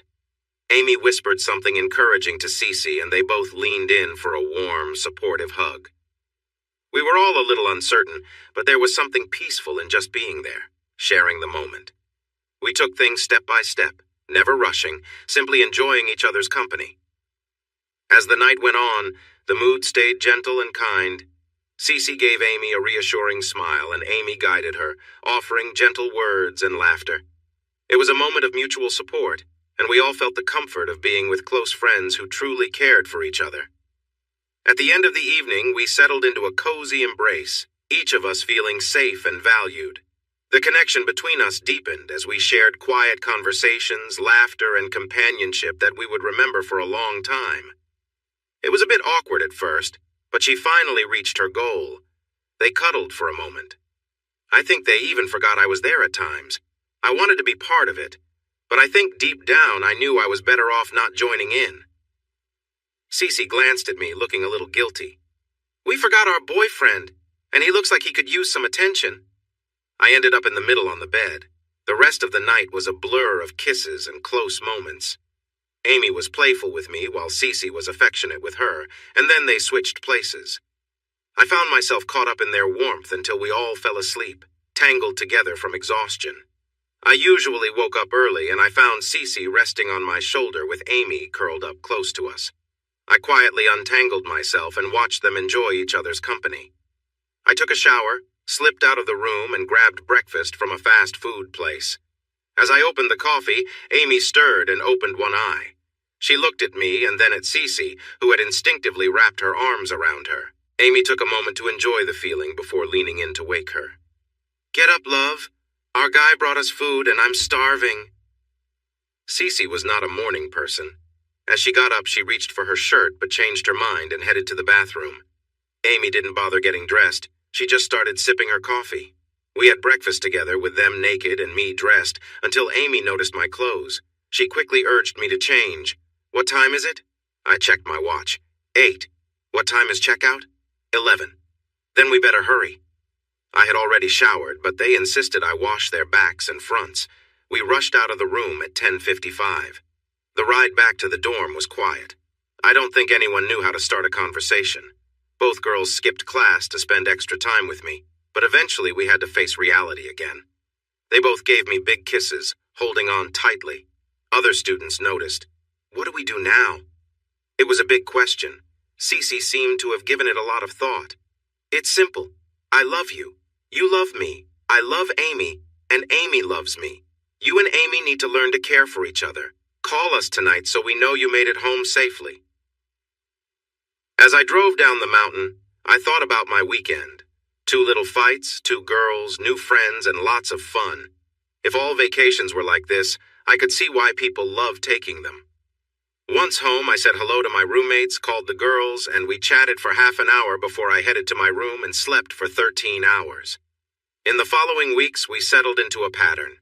I stopped working at the grill on Saturday nights. Until the term ended, I would visit them every other Saturday night. On alternate weekends, Cece would bring Amy with her, and we would have a weekend getaway together.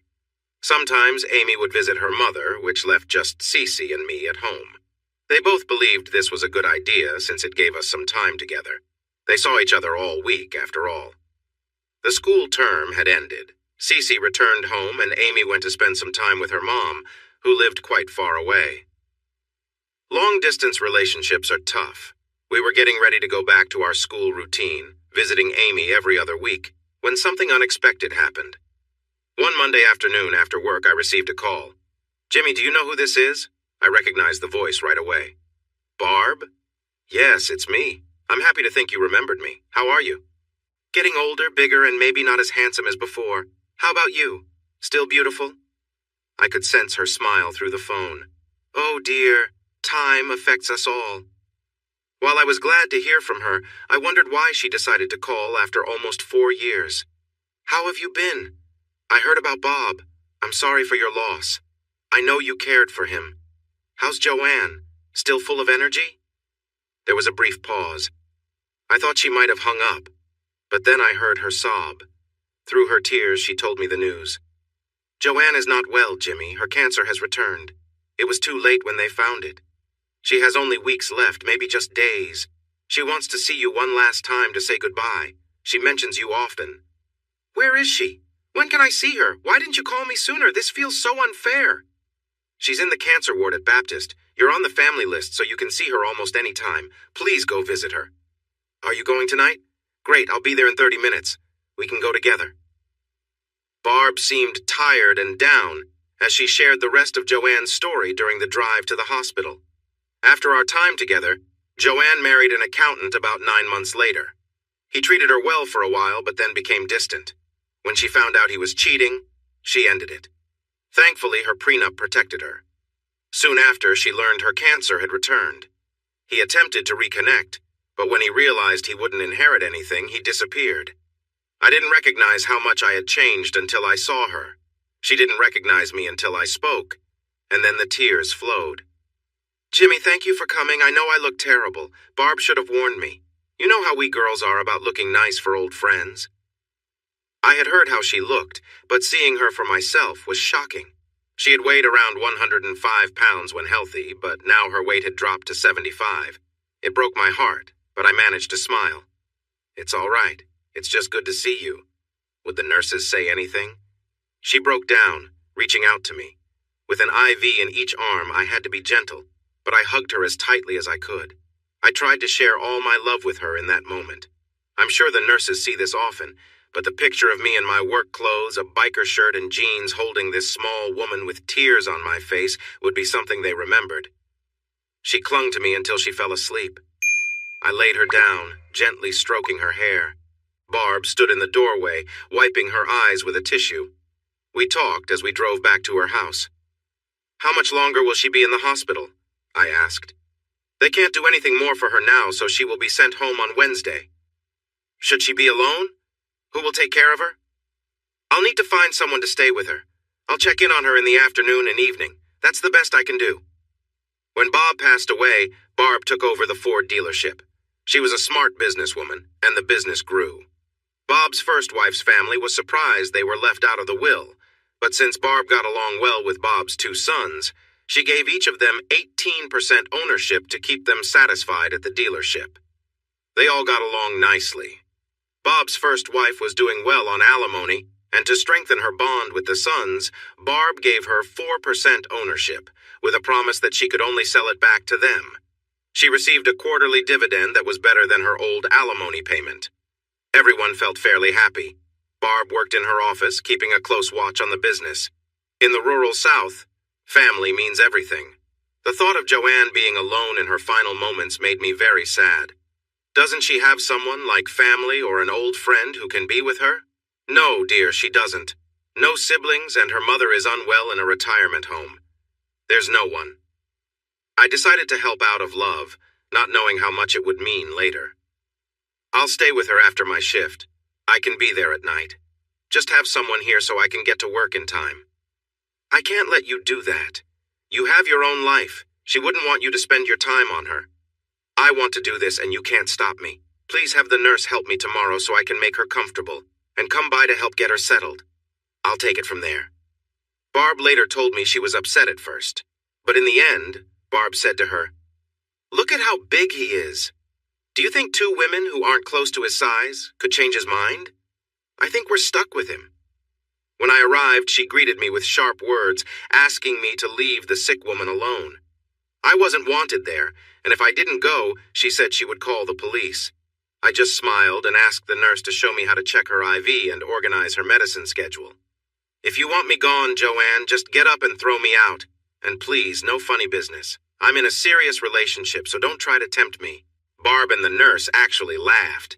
Joanne settled down, teasing me for being mean to someone who was sick, then jokingly suggested I make her some chicken soup for dinner. Barb told me it was the happiest she had seen Joanne feel since she got sick, so Joanne became a big part of my life for a while. I would come home, make her something light to eat, and we would talk or watch TV until she fell asleep. The nurse would help change her gown every morning and again just before I got home, brush her hair and add a little makeup. Joanne said she didn't need to wear certain clothes anymore since she needed help to use the bathroom. She joked that it was nothing I hadn't seen before, even making the nurse smile. I shared stories of my past with Amy and Cece. Amy thought it was sweet. Cece did not share the same view. I learned that Cece had a fear of illness and death. She visited Joanne once, shortly after I moved in. There was an awkward vibe between them, and she never came back. Amy and Cece were very close. It struck me how much they looked alike. Maybe that was why I was drawn to Amy in the first place. The nurse told Joanne she didn't realize she had a daughter. They all found it funny, especially when Amy joked about how they hadn't spoken since Cece took her boyfriend, and then she kissed me. The nurse's reaction had them laughing hard. Barb stayed with Joanne every other weekend so I could spend time with my girls. As I mentioned before, Cece came from wealth. She never had to earn money, so she didn't truly understand its value. I came from a working-class family, but my parents taught me to manage money wisely. Amy was very poor, raised by her mom without any support from her dad, whom she had never known. She was in school on a full scholarship, working part-time to make ends meet. When Amy started living with Cece, she was shocked by how much Cece spent. Amy rarely went out because she couldn't afford it, but once Cece realized this, she insisted that Amy join her and paid for everything. Amy resisted at first, but eventually gave in to the pressure. Cece had a knack for getting her way. That summer, Amy struggled to find a job and shared her feelings with Joanne one night. The next day, she decided to have the nurse come in part-time, just for an hour in the mornings and afternoons to help with her medicine. She also gave her a nice bonus and moved Amy in.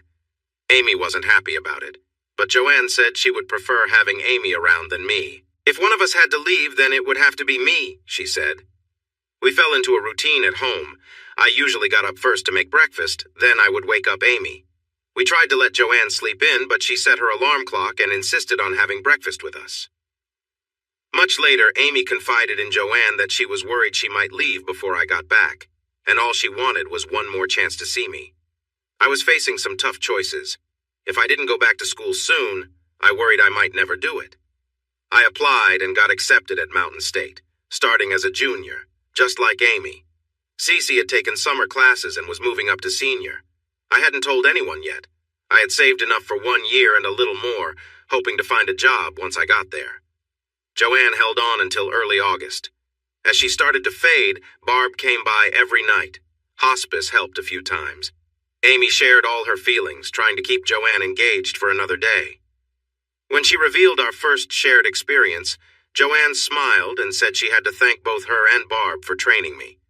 Then, Amy told her the entire story about our relationships.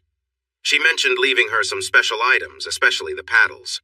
For days, I noticed Joanne giving me strange looks. I came home one Thursday and found Amy crying in the kitchen. I knew then that things were serious. "She's going quickly," I said. I went to check on Joanne and saw she was unconscious and breathing very lightly. We called Barb and she arrived right away. All we could do was be there for her. Barb held one hand and I held the other. Just before she passed, Joanne stirred and looked at us. Hold me, my loves. I want to feel your love as I go." We leaned down closer, and with her last breath, she hugged us tightly. Her arms slowly fell back down to her sides. She lay there, her eyes unfocused but smiling as she left us. It was a moment I will never forget. I felt like I was in a daze during the funeral. Barb took care of everything. There were very few people at the service, just Barb, Amy, me, my family, and Joanne's former sister-in-law. Cece didn't come. Barb insisted we stay at the house until school started, saying Joanne wanted it that way. A few days later, she called us and said we needed to be at the reading of the will. At the lawyer's office, both Amy and I had to show our IDs, which they copied. I was surprised to see her ex-husband there, while Barb was present as the executor. The house was left to a cancer foundation. The furniture and home items were also donated to charity after some things were taken out. Her ex-husband received a certificate for a lifetime supply of health products, up to 12 a week from the local pharmacy. The woman my client had been with found out she was going to have a baby, even though her husband had a procedure to prevent that years ago. He stormed out of the office, angry and yelling at everyone around. It was Joanne's last joke on him. Amy and I received big yellow envelopes that we had to sign for. We were told not to open them until we were home with Barb. Barb also got one. Barb opened her envelope first. She was set to receive all of Joanne's jewelry, except for a special strand of pearls that Amy liked to admire. Those pearls were in Amy's envelope. Barb also received a fee for her role as executor, which she decided to give to a cancer charity. When Amy opened her envelope, she collapsed. Inside was a check for being with Joanne's that was about twice the amount a nurse would normally get. There were also 2 letters. One was for her to read alone, and the other was meant to be read out loud. She began to cry before she could finish the first sentence. I picked up the letter and read, "Amy, my dear, this is how I see you. You have shown me that my biggest regret was not becoming a mother. You have given me a taste of what I missed out on, and instead of resenting you, I find myself loving you even more. If I had a daughter, I would wish for her to be just like you. I know we are the same size, and I've seen you admire my fox fur coat. It belonged to my grandmother, and she wanted me to give it to my daughter. I want you to have it, especially since it gets very cold where you study. Please go through my closets and take anything you like. Wear those clothes with pride. They come from love. Finally, I want you to have my car. College students need reliable transportation. It's a bit older, but I hardly used it. It's in good shape and should serve you well for many years. Barb has something for you as well, since car expenses can add up. One last thing. Jimmy, Look after him. He might need you soon, and be firmer with him. He takes you for granted. I wish you all the happiness and success in life. Your mother who never was, Joanne. Amy cried for a long time, then told Barb she didn't deserve it. Don't say that, dear. I've never met anyone who deserves this more. Accept it with the love it was given. Here are the papers for your car and the insurance forms. It's all been paid for. You just need to sign and pick up the tag. She also left this for you, $2,000 in cash for gas, tires, and any repairs. Barb turned to me. And Joanne is right about you, too. You don't appreciate her enough. Wake up, Jimmy. Now let's see what you have. I opened the letter first. Jimmy, my dear, the biggest mistake I ever made was not holding on to you when you turned 18 and never letting go. You were a good person, and you're becoming even better. I've had this for years and have changed the name a few times. I can't think of anyone else who deserves it more. Follow your dreams and inspire those who come after you. And if you ever have a little girl, Joanne is a nice name. Jimmy, you really should pay more attention. You won't find anyone better than Amy. Good luck in your life. Oh, and you should really cut your hair and shave. You're in college now. Love always, Joanne. It was an insurance policy that named me as the beneficiary. $40,000. Barb handed me the check. Here you go, Jimmy. Go back to school and get your degree. Come back to us and help more good men come into the world. We always need them. I felt like I could not stand anymore and slid to the floor. Amy knelt beside me for comfort. Barb shared that Joanne wanted us to have any furniture we needed for our new apartment. There was no rush. We could choose what we wanted. Before leaving, Barb said, "Good luck, my young friends. This experience makes me wish I had kids, too. I think I will adopt you in spirit. Come back and visit me sometimes. Now I will leave you to think things over." She kissed us both and left. We sat on the couch, holding each other and crying, a mix of sadness, joy, and shock. For the next few days, we walked around the house, marking furniture and packing things up. After a bit of doubt, Amy went through the clothes, picking out jeans, a few tops, and some nice dresses. She took most of Joanne's shoes because she had a lot. Amy said she had never owned more than 4 pairs at a time in her whole life. She even took a few evening gowns and one little black dress that looked great on her. We tried to involve Cece, but she wouldn't come inside. She said the house gave her chills.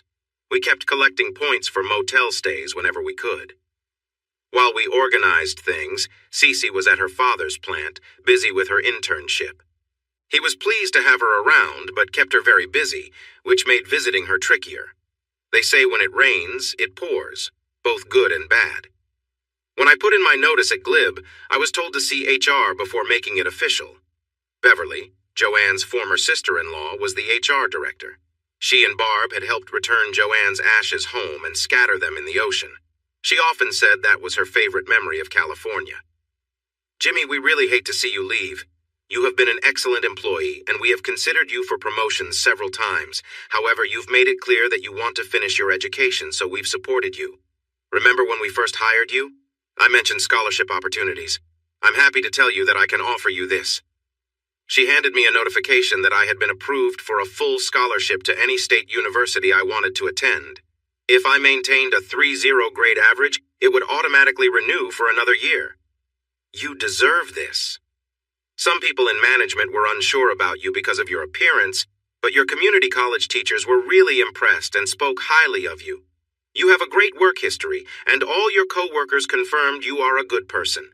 They felt proud that one of their own was being considered. Strangely, it was the way you supported Joanne, who was almost a stranger to you then, that made the difference. She noticed how I looked. Oh yes, remember this is a small town. People talk. So here I was. Thanks to Joanne and my careful spending, I had $53,000 in the bank, and besides my living costs, I didn't need to touch any of it for school. I had 2 wonderful friends who cared for me and each other. Life seemed great, but it could get even better. One day, Barb called me to invite me to lunch because she had something important to share. "Jimmy, drive your car. I run a successful business, so don't arrive on your bike. People notice." My car was older but well taken care of. I would have preferred to ride my bike, but I did what she said and arrived right on time. She probably surprised her staff when she greeted me with a big hug, pulled me into her car, and drove off. We had a nice lunch, but she wouldn't tell me anything, saying she had something to show me in her office later. We chatted about school, Amy, and the furniture we were moving into our new apartment. No more dorms for Amy and Cece. She shared stories about her life, explaining how running a business was tough but rewarding after spending years as a stay-at-home wife. She had a new boyfriend who was a bit younger, and she smiled while mentioning it. Holding my hand, we walked into her office. Once behind her desk, she switched to business mode. I was impressed. "Jimmy, how are you planning to get the furniture to college?" "Well, I thought about renting a big truck to make it easier in one trip. I have friends up there who can help unload." "No, I have several used cargo trucks available. We'll get a dealer tag for one so you can use it until you're finished. That's sorted. What will you drive while in school?" This was tricky. I had promised my sisters my car since 2 of them now had their licenses, and Dad needed an extra vehicle. "I can ride my bike most of the time. When it gets really cold, I'm sure Cece or Amy will give me a ride." I wouldn't want to ask for one of their cars. Cece had a fancy little car and was very careful with it. As for Amy, Joanne's old car was a recently purchased convertible. She wouldn't let me in without cleaning up first. It was her very first car. It took her 3 tries to leave the driveway because she kept getting upset whenever she got inside. "I was thinking about looking for something. Do you have any good deals?" She smiled. "Why don't we go see if there's anything that would work for you? I'm sure we can find something." I expected her to hand me over to a salesman, but she walked right past them. She led me to a truck, a 4-wheel drive Ford that looked almost new. "What do you think of this one?" It looked great, but pricey. "I love it, but I can't afford it. I have a little money, but I want to be careful with it. You never know, right?" "Oh, I think I can give you a good deal. How does $86 sound?" "What?" $86. That covers the tag fee, tax, and title work. The truck is yours. Come into the office and I'll explain everything, and please close your mouth." She shut the office door. "Part of my letter from Joanne asked me to watch over you. I told you a long time ago that I would help if I could. The truck is 5 years old, a trade-in from one of our regulars. It has 40,000 miles on it, and the owner just used it to take his boat to the lake. I had it checked, tuned up, and I put new tires on it. This is a gift. Please don't refuse. It won't hurt me. Say something." I'm speechless. "You know I would still love you even if you didn't have money. Thank you." I walked around the desk and hugged her. "You and Joanne have set some really high standards for me when it comes to women. I don't know if I'll ever find someone like that." She looked at me as if I were foolish.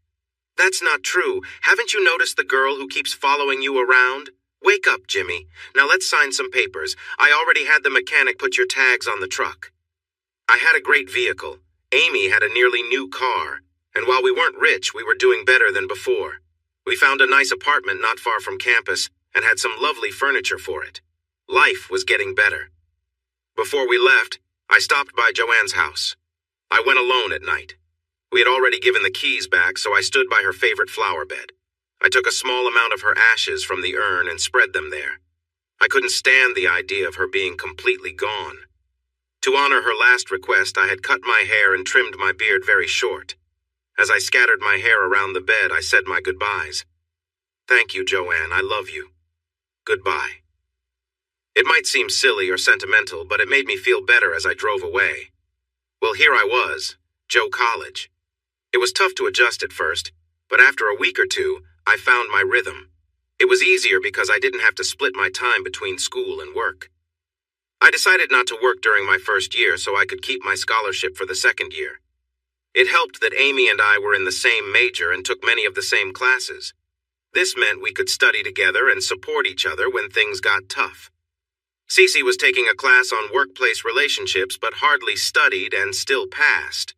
Whenever she struggled, Amy and I would joke that another building might soon have her dad's company name on it. Warren was quite the notable graduate. Cece liked the dining room set and the living room furniture we brought, but she insisted on buying new furniture for the master bedroom. The bed was the biggest I had ever seen, often called a California king these days. It was useful. For a while, we tried sleeping together, but with 3 of us, no matter how big the bed, it didn't always work out. Amy and I were both larger than Cece, so she often ended up in the middle. When she got too warm, she would wiggle, and soon we were all awake. Amy was great at finding solutions, and this situation was no different. Do you remember those big purple turtles Cece made me buy on our first weekend together? To tell them apart, Amy tied a yellow ribbon on hers. Cece thought hers looked plain, so she added a white bow. If I came home and saw the turtle with the yellow ribbon on the bed in the master bedroom, it meant it was just me and Amy that night. If the turtle with the white ribbon was there, it was just me and Cece. If neither was there, it meant we were all together. If both turtles were on the bed, I took the second bedroom to sleep alone. There wasn't a set plan, but it usually worked. Sometimes having 3 people around can be a bit much. Cece was a bit grumpy with us in the beginning. We figured it was from the new living situation. It's one thing to see someone every few weeks, but living with them is different. Amy and I had little trouble thanks to the prior weeks of living together while we helped Joanne. I was usually the first one up. Most of our classes started around 9, so I had time to shower and make breakfast before waking the girls. Amy could cook, but her options were limited. Cece didn't cook and wasn't interested in learning. My experience as a cook was useful, and I enjoyed trying new recipes. Many college students don't cook much, so when word spread, thanks to the girls, I had to make extra food because friends would often drop by in the evenings. If they didn't, we had leftovers. I rarely had to wake Amy. As soon as the coffee brewed, she was up.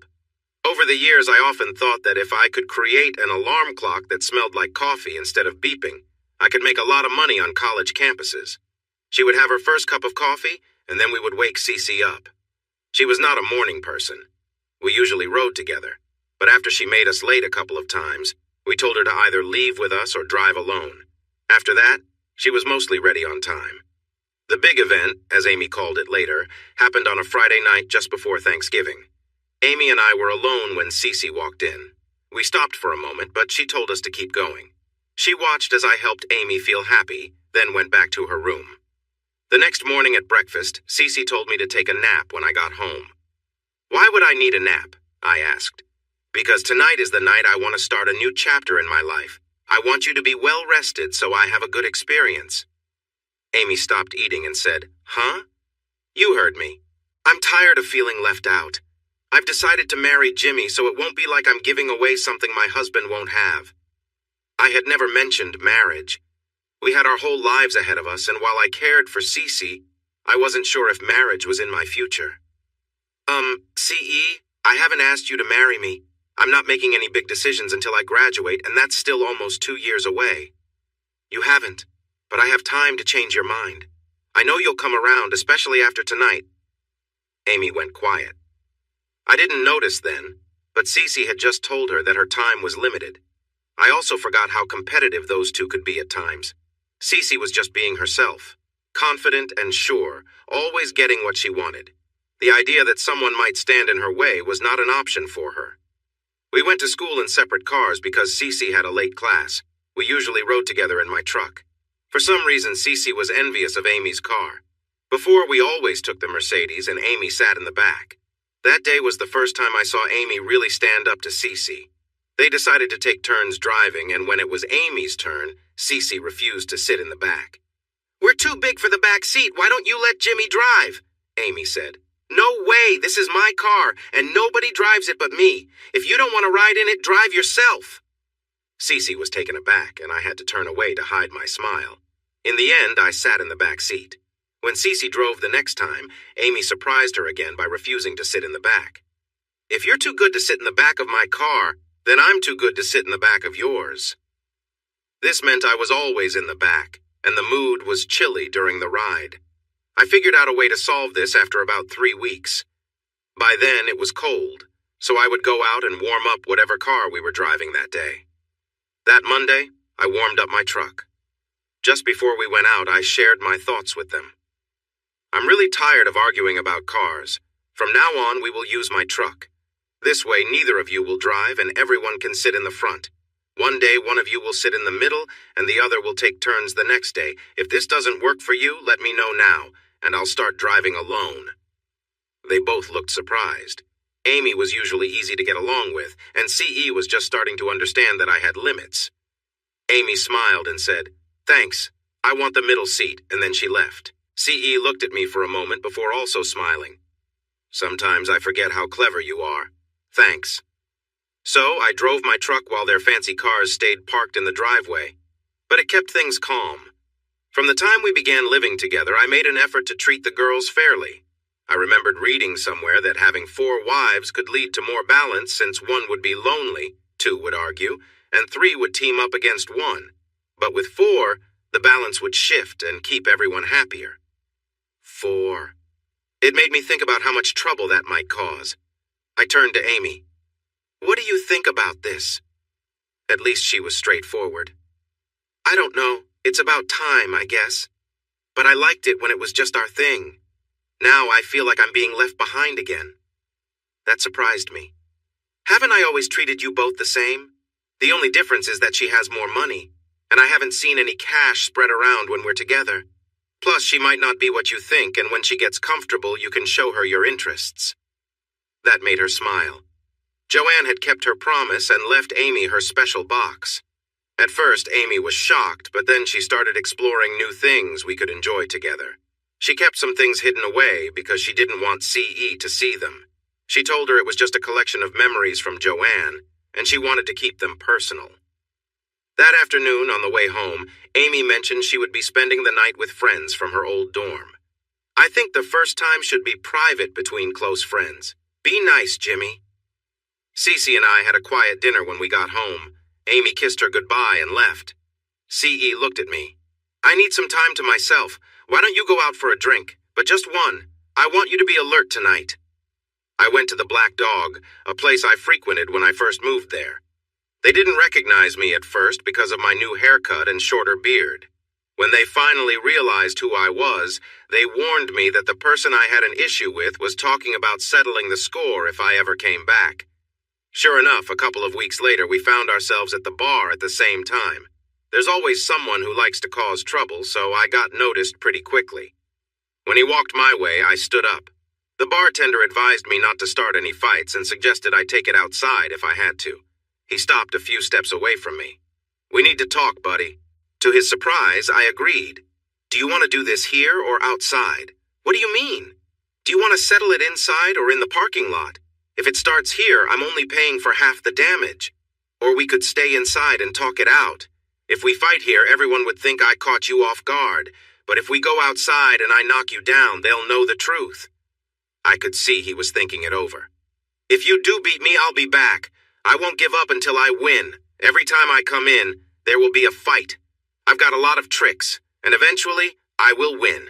Or we could do this another way. I'll say I'm sorry and we can shake hands. You'll tell everyone that I apologized, and it would be better not to fight someone like me. You'll still be seen as tough, and if people think I'm a little odd, they might leave me alone. It'll be better for everyone and no one gets hurt. Just think about it. He thought for about half a minute before extending his hand. I'm Bear. Nice to meet you.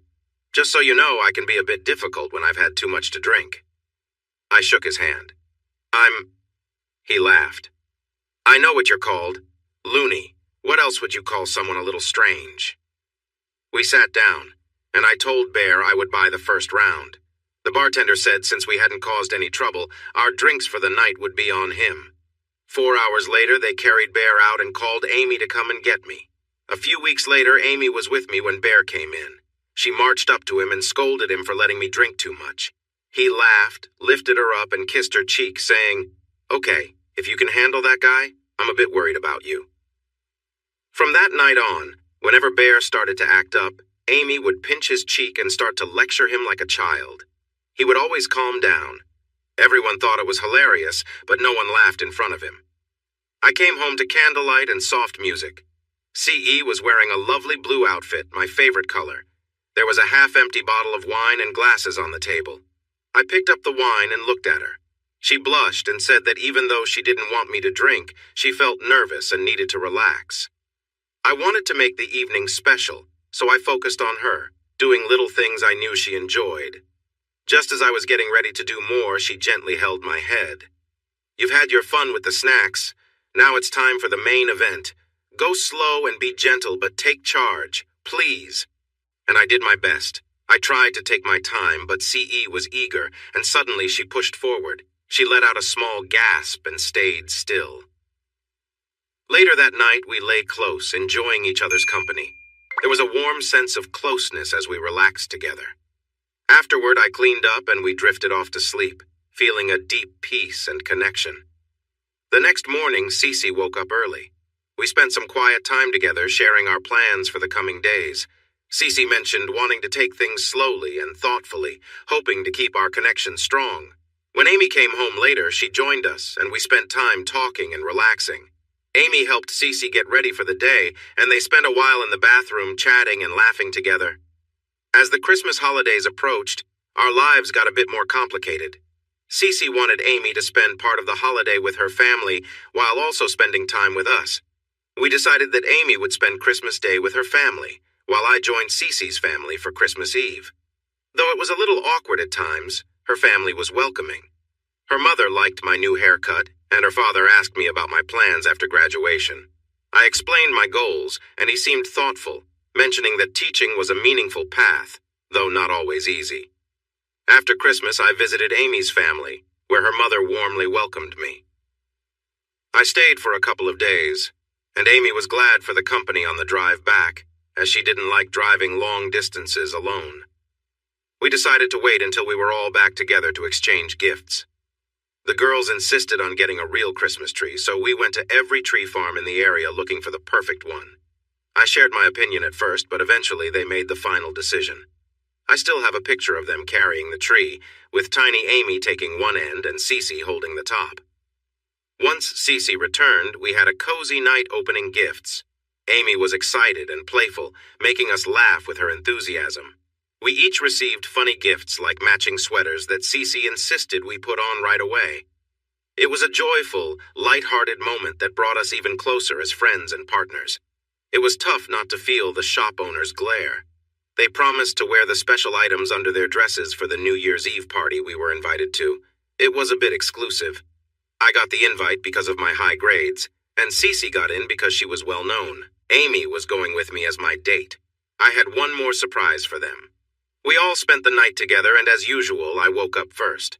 I had bought 2 stockings and placed them on the tree while they were still asleep since we didn't have a mantle. I decorated them with glitter and wrote their names on them. A friend of mine from the bar was really into rocks, and he had taken me on a few trips to find some nice stones in our area. I had 2 emeralds cut and mounted with small citrines around them. The citrines were light yellow, which made the rings look like flowers. I had them sized and put in the stockings, along with some small candies and fruit. I wasn't sure how much they would cost in a store, but we found a small treasure of gems. After sharing with the landowner, we still made a good amount when we sold them.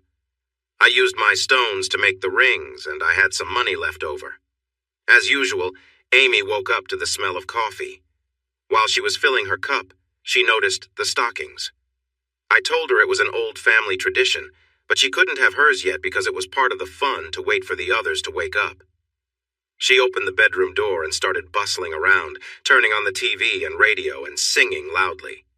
A few moments later, Cece stumbled out, wondering what all the noise was about.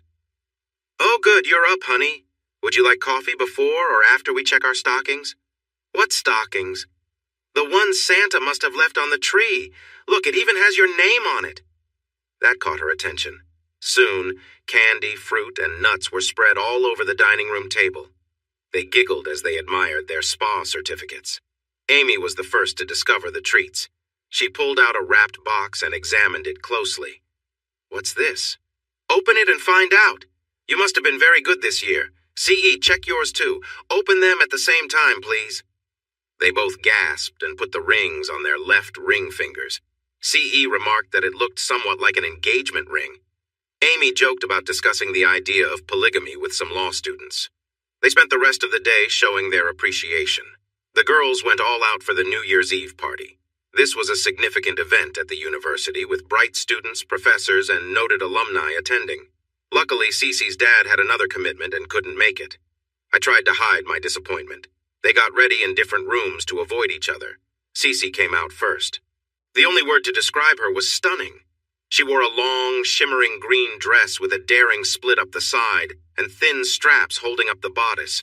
Her black hair was styled high, and she wore black heels that made her look tall and strong. But then there was Amy. She wore a simple black dress Joanne had given her. Her hair was styled to fall over one eye and curled at the ends. She had pearls around her neck, matching earrings, and her new ring. She also had a lovely coat draped over her shoulders and wore very tall heels. She looked like a classic movie star from the 40s. Cece's mouth dropped open. I think it was the first time she saw Amy as a true woman. Instead of the coat she planned to wear, Cece chose a mink wrap. As for me, I wore a new gray pinstripe suit with a vest. My grandfather's gold railroad watch was tucked in my pocket, the chain resting on my vest. I wore a white shirt, a nice tie, and shiny black shoes, along with a black coat for the cold. My hair was short but neat, and I kept my beard trimmed closely. I felt confident. To avoid any issues getting to the event, I hired a limo. People stopped to look when I helped Cece out, but they really stared when I did the same for Amy and walked in with them on my arms. We made a grand entrance. Women and men both eyed us curiously, wondering about my wealth. I had a smile on my face that practically shouted, "Yes, I'm with both of them." At that moment, life felt good. We mingled and chatted with a few acquaintances. Many people greeted Cece because of her family connections. Both girls were surprised when my English professor came over with the department dean. They congratulated me on an essay I had written and encouraged me to submit it to the university literary magazine for publication. I introduced the girls, and they seemed curious about seeing us together. The dean asked if they knew about my writing talent, and Amy surprised us all. "Of course. How do you think he managed to be with both of us?" I thought Cece might laugh too hard. They looked a bit uncomfortable and excused themselves. They weren't far when laughter erupted. Cece hugged Amy. "Wow, I think I'm starting to influence you. You said exactly what I was thinking." The girls were most surprised when the band began to play. This was no small group, it was a full orchestra. Joanne had taught me how to dance well. I can dance the waltz, foxtrot, jitterbug, and I could even tango if I practiced a bit more with my partner. Women are often great dancers, and CE and I looked good together. But Amy really stole the show. One of the few nice things she had growing up was dance lessons. I learned that her mom cleaned the dance studio to pay for them. After a few dances, we moved smoothly across the floor. I even convinced the band to play a tango. We were one of only 8 couples willing to try it, and we did quite well. People actually clapped when we finished. There was a picture of us in a dip, Amy's golden hair flowing down as I leaned over her. My hair and beard gave me a bold look. It ended up on the front page of the local newspaper. I think Amy still has 3 copies of it. Then Cece spoiled the moment by getting jealous. While Amy and I danced, she went over to her father's business table to talk. She knows anything about her dad bothers me, and she wanted to provoke me. After we finished dancing, Amy and I waited for her to join us. After 20 minutes, I decided to go get her. "CE, come on, it's time for our dance." She was close to one of the business associates, chatting about important topics. "Go back to your table, Jimmy. I need to talk to these men about business things you wouldn't understand. I'll be there in a bit." Her sweet tone had an edge to it. I was shocked. Was she really brushing me off like that? No way. "Honey, this is a social event. Business can wait." Then one of them tried to act tough, probably trying to impress Cece. He stood up, leaned towards me, and started giving orders. "The lady said to go away. If you know what's good for you, you'll leave. Don't make this hard." He even poked my chest with his finger. I looked at his finger, then back at him, and smiled. I think he realized he messed up just as I grabbed his hand and twisted it. He had to move with me to avoid hurting himself, and soon he was on his knees. I looked down at him. "If you're a good businessman, you should remember this. Never make a threat unless you can back it up. Don't underestimate your opponent, and never put yourself in a weak position. If I were to say, hurt your wrist, do you think you'd remember this next time?" I said it all with a calm voice. I moved so fast that only the people at the table noticed what was happening. He looked up at me. "Please don't hurt me. I'm sorry. Please forgive me." I was tired of the whole situation. I let him go. "Since you asked nicely." I turned to Cece. "You're right, Cece. I don't see what's so important about business that you would treat your friends this way. I don't want to understand if it's going to be like this. I'm glad I'm going into teaching." I nodded towards the table. "Good night, gentlemen. I apologize for the interruption. If one of you could kindly walk Miss Morgan for the rest of the evening, I would appreciate it." I turned to leave. Cece was standing up. Jimmy, wait, I leaned in closer to her. Stay, I said firmly, then walked away. Amy noticed right away that something was off when I returned. Instead of talking, she took my hand and led me to the dance floor. A slow waltz played, and we swayed softly together. Holding a lovely woman calmed me down. When the song ended, instead of going back to the table, I took her to the bar. I prefer red wine over champagne, so I ordered a glass. Amy chose a martini, wanting to try something new. She enjoyed it so much that she ordered another. We spent some time at the bar, chatting with friends and new faces. Then the band leader announced, "Ladies and gentlemen, the new year is almost here. In 10, 9, 8. Amy started looking for Cece and pulled me back towards the table. I paused in the middle of the dance floor and drew her closer to me. 3, 2, 1. Cece rushed towards us. As the countdown ended, she wrapped her arms around us, trying to celebrate with a kiss for both of us. We stayed like that for a moment, long enough for others to notice us and then break off their own kisses. Just what the gossipers love. She tried to say sorry, but I interrupted her. Cece, not now. We'll talk when we get home. We spent a few more minutes mingling, but the night felt spoiled. I called for the limo, said our farewells, and left. The car ride home was quiet. I sat opposite them instead of between them. Amy tried to spark a conversation, but when she saw it wasn't working, she stopped. I felt a wave of anger. How could she be so indifferent? Then I realized she had always acted this way. I had just cared enough to overlook it. It was time to set some boundaries. Amy wanted to ease the tension, but I ended up hurting her feelings by closing off. So, we all felt upset when we got home. She took Cece by the hand and led her into the bedroom. I hadn't drunk much, so I wasn't tired and decided to make some coffee. Amy opened the bedroom door and invited me in. I said no at first, but she asked kindly, and since she hadn't done anything wrong, I agreed. When I walked in, I saw they had lit candles and were standing on either side of the bed, trying to create a cozy atmosphere. Instead of feeling excited, I felt frustrated. I've often wondered why people think that physical closeness can fix almost any problem. It might work for some, but not tonight. Not for me. I stood at the door and said, "You both look wonderful, but I'm not in the mood. I think I'd prefer to sleep alone tonight. Good night." I felt a mix of surprise and confusion as I closed the door. I knew Cece would want to talk more, so I grabbed my coat and stepped outside. Amy told me they tried to stop me, but I was already gone before they could catch me. She mentioned that Cece even ran out in her night clothes, but quickly returned inside because it was so cold. She then told Amy to get dressed so they could search for me. Amy surprised me by knowing me better than I expected. She refused to go after me, saying they wouldn't know where to look beyond nearby hotels. To my surprise, she told Cece that everyone would be alone tonight, then closed and locked the bedroom door. She held out for an hour before giving in to Cece's requests. If they had checked the motels, they might have found me. I had a friend from the Black Dog working the night shift at the Comfort Inn, and he had a room available.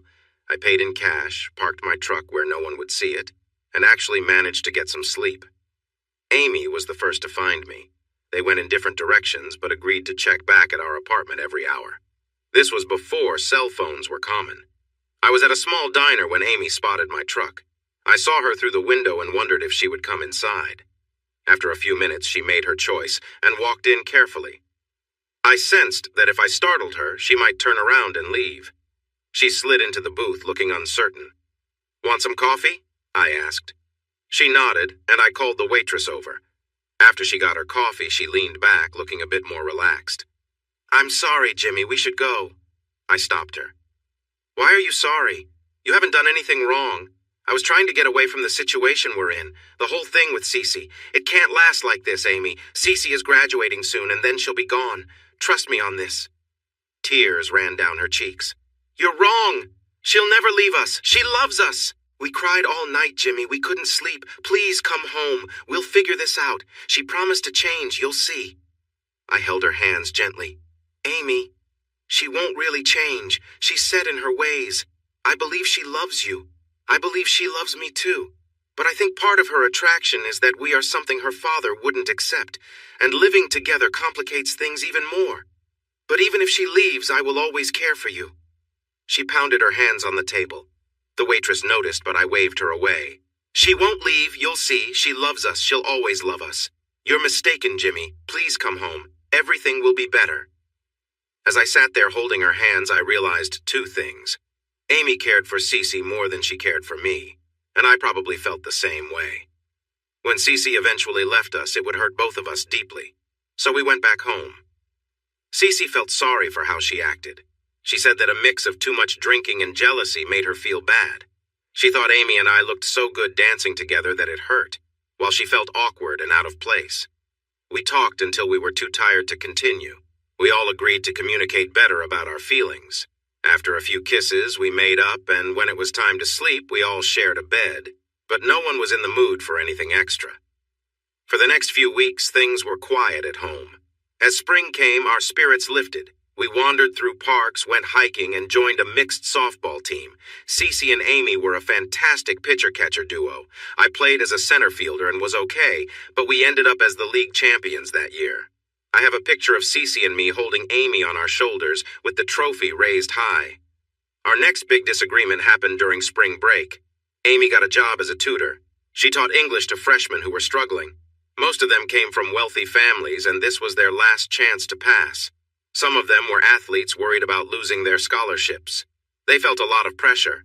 Even with this, Amy was strict and didn't let them off easy. There were some complaints, and a few tried to bully her with their money and threats. So I decided to become a tutor too. The English department valued both of us, and I had gained a good reputation with the dean. I ran into him on campus 2 weeks later, and we exchanged greetings. It seemed like he wanted to ask me something. Finally, he spoke up.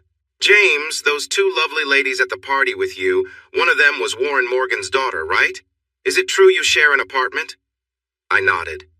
"And the pretty blonde, does she live there too? How well do you know them?" "Just a friendly relationship, sir. Good morning."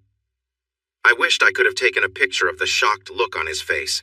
Cece was not happy about us tutoring at home. She felt it took away from our time together. I tried to explain to her why it mattered to Amy. "Cece, when you need money, where do you go?" "I go to the bank." "And how does the money get there?" "Daddy puts it in for me." "What if you didn't have a dad to do that? How would you get money?" She shrugged. "I guess I would get a job." Exactly. Amy doesn't have a dad with lots of money. She has to earn everything. That's why she tutors, to make her own money. We need to support her. But if she needs money, why doesn't she just ask us? She knows we would help her.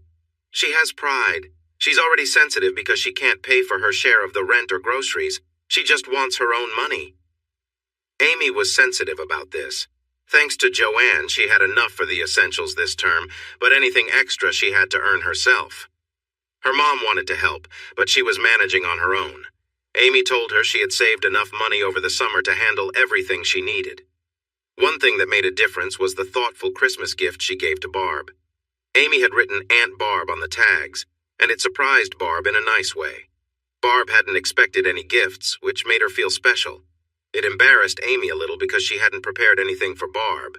The best part was a warm phone call they shared, which lasted almost an hour. After that, they started to chat regularly, about once every couple of weeks. They grew closer because Amy felt comfortable sharing her feelings and thoughts about her life with Barb.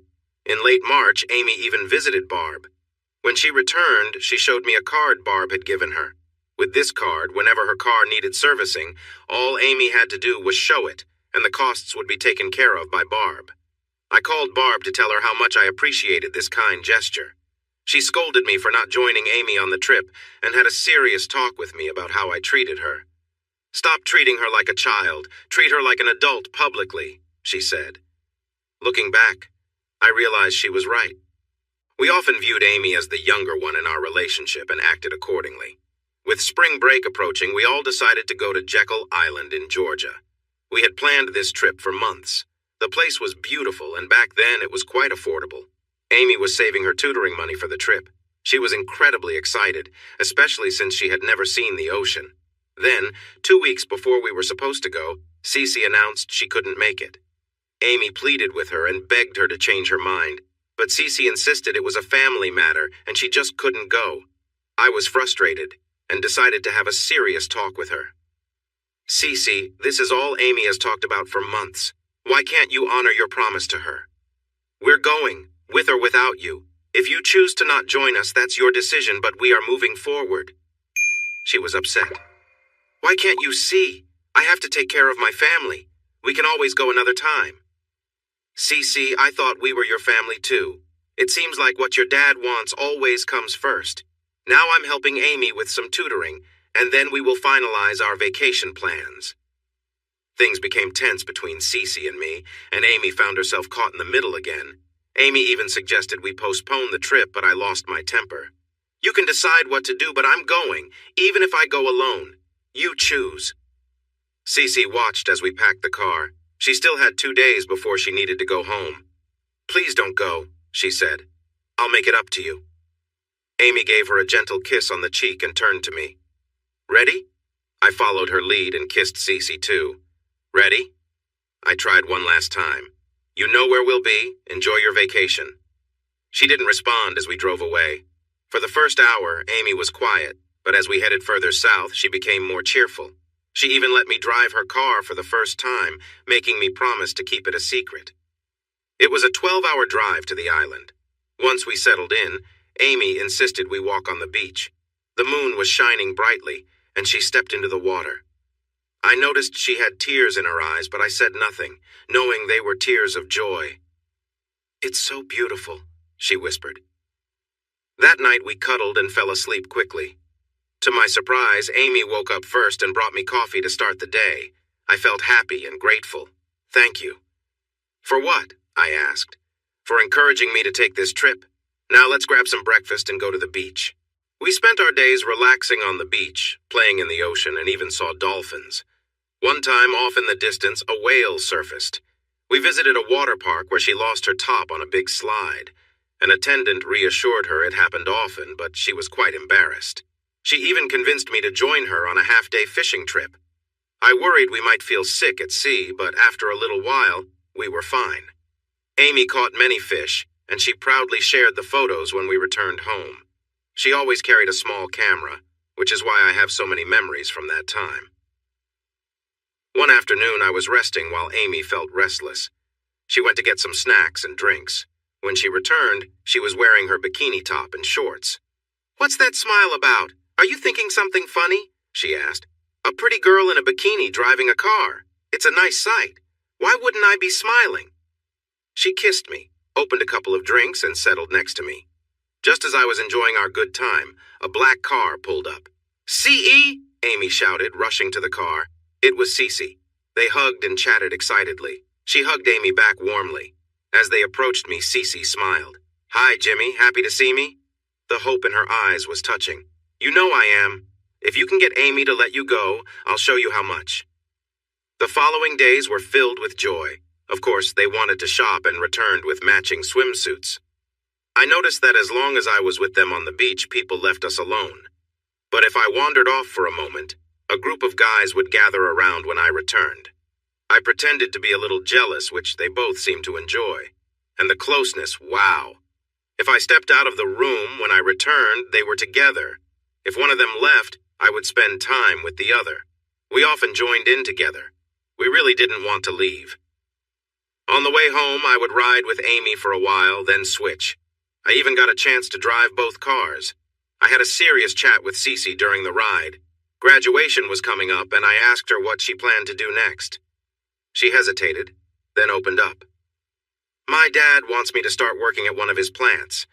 It'll give me good experience and look nice on my resume. What resume? You're going to work with your dad forever. Why would you need one? I'm not. I want to start my own path, our own path. If that's what you want, why not look closer to home? With his connections, you could find a job anywhere. I promised him my first job would be with him. Ah, which plant will you be at? Stanton. Stanton was about as far as you could go while staying in the same state. So graduation is goodbye then? No, we'll still see each other. It will be like during the summer. We can be together every few weekends. Or you could come with me. I can probably find you summer jobs. She knew we had already signed up for summer classes. She understood we wouldn't go. When do you plan on telling Amy? Soon. You see to it. I want as much time as I can get to prepare her. It will be hard for her, you know. It's not the end. I promise. Why? Are we a backup plan? I notice you haven't mentioned marriage in a while. Are you ready to meet the guys your dad has in mind for you? She went silent. Please don't say anything else for a bit. I changed cars and Amy noticed I was quiet. What's wrong? Just tired. She held my hand for a bit, then leaned the seat back and fell asleep. Things felt more tense as graduation drew closer. Cece finally told Amy about her job. Amy cried on and off until graduation day. Graduation came. We cheered when she walked across the stage. There were hugs and cheers all around. Mom and Dad kept a close eye on her, reminding her to be safe at the parties. Her mom hugged Amy while her dad stayed quiet. We all celebrated, but the next week she had to leave. I knew in my heart it would be the last time we saw her as a close partner. Amy cried for 2 days before she left. She called every few days for about 3 weeks. We planned to visit her new apartment, but she suggested meeting in our old hometown. She said it would be more convenient for us all. We did meet, but it felt different somehow. Amy and I managed to see Barb while Cece dealt with family matters. She took us out for lunch. I hardly got a word in. She had married her partner. She seemed happy and content with her life. When she showed Amy a picture of a 9-year-old girl they were trying to adopt, they both cried. When you visit next time, you can meet your cousin June. She should be home by then. Tears began again for a woman who deserved to be happy. They teased me when my eyes got watery. She became very quiet when Amy mentioned Cece. She wanted to say something, but stopped. When Amy showed her the ring I had given her, Barb looked right at me. It would make an interesting engagement ring, don't you think, Jimmy? Something had changed between my family and Cece. The support from them seemed to have faded. They still cared for Amy, though. Several times my mom and older sisters looked like they wanted to say something, but they held back. Cece seemed distant. The affection felt forced, just a routine. Amy noticed it right away. What's wrong, honey? You don't seem very happy to see us. I'm just tired. Working gives me a new view on how the world really works. I could see that she was avoiding the truth. So, CE, made any new friends yet? Does everyone treat you nicely because your dad runs the place? She looked a bit uncomfortable. Just people from work, and yes, many of them are nice to me. I understood then. Amy was quiet on the way back. I knew I had to tell her, to prepare her for what was happening. She's leaving us. Deep down, you know it's true.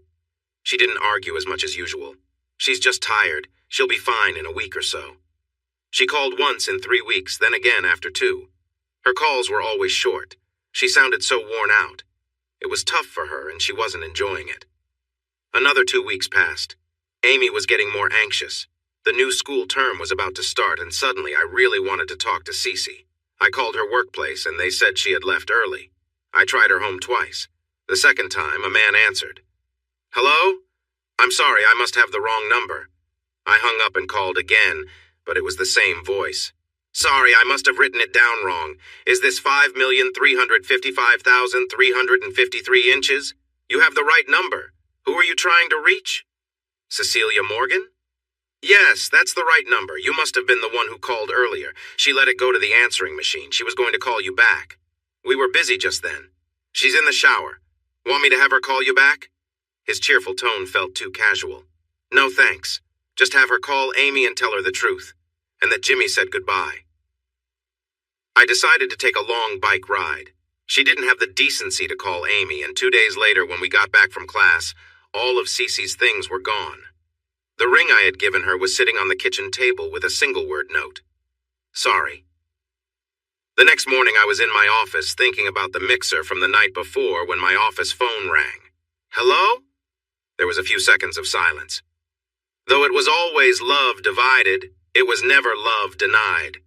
It was a line from a poem I had written, Song from the Purple Turtles. I didn't say anything. I knew who it was. After a few moments, she said softly, You could have told me. Told you what, CE? Everything. That you were the dean of the English department, that you were married to Amy, that you were the J.G. Wilson. Wow, that sounds rather grand, doesn't it? When my book came out, there were 4 other writers named James Wilson.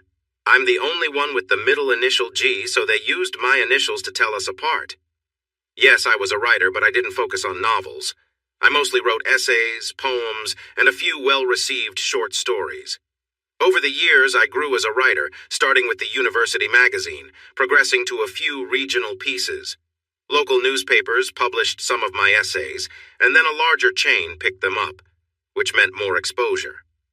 10 years ago, I struck a deal with the New Yorker magazine, writing an essay for them every 3 months. They also published a few of my poems and one of my short stories. 3 years ago, the university press wanted to release a collection of my work. I wasn't sure it was worth it, but the university president convinced me, saying it could help attract new students. The editor really knew his stuff. He sifted through 2 decades of my writing and came up with 21 poems, 29 essays, and 3 short stories. If I had made an album, it would have been a best of collection. The only new piece in the book was the poem she mentioned. Amy found it in an old journal of mine and urged me to refine it and include it. It caused a bit of a stir locally. Many people thought I was admitting to having an affair. Others believed it was about Amy's supposed affair. When I declined to discuss the poem in interviews, Amy stepped in and told the local paper that both ideas were true, but it was written about us finding each other before we were married. It was crafted in a way that only poets and clever songwriters could manage. Words Sing to Me, the title, came from the poem of the same name. To my surprise, it received great reviews, especially from my friends at the New Yorker. What really brought attention to it was when Oprah Winfrey featured it in her book club and praised it on her show. It landed on the Sales Times bestseller list for 4 weeks before fading from view. I was stunned at how well it did. I participated in some interviews, mostly with PBS and morning shows. It was not my favorite experience. After about 18 months, it started to lose steam, and I happily returned to my normal life. Cece brought me back to the moment. It's about us, isn't it? The poem, I mean. Of course. Did you read the rest of the book? It sat on my nightstand for months. During that time, I sensed my marriage was ending, and a friend gave it to me.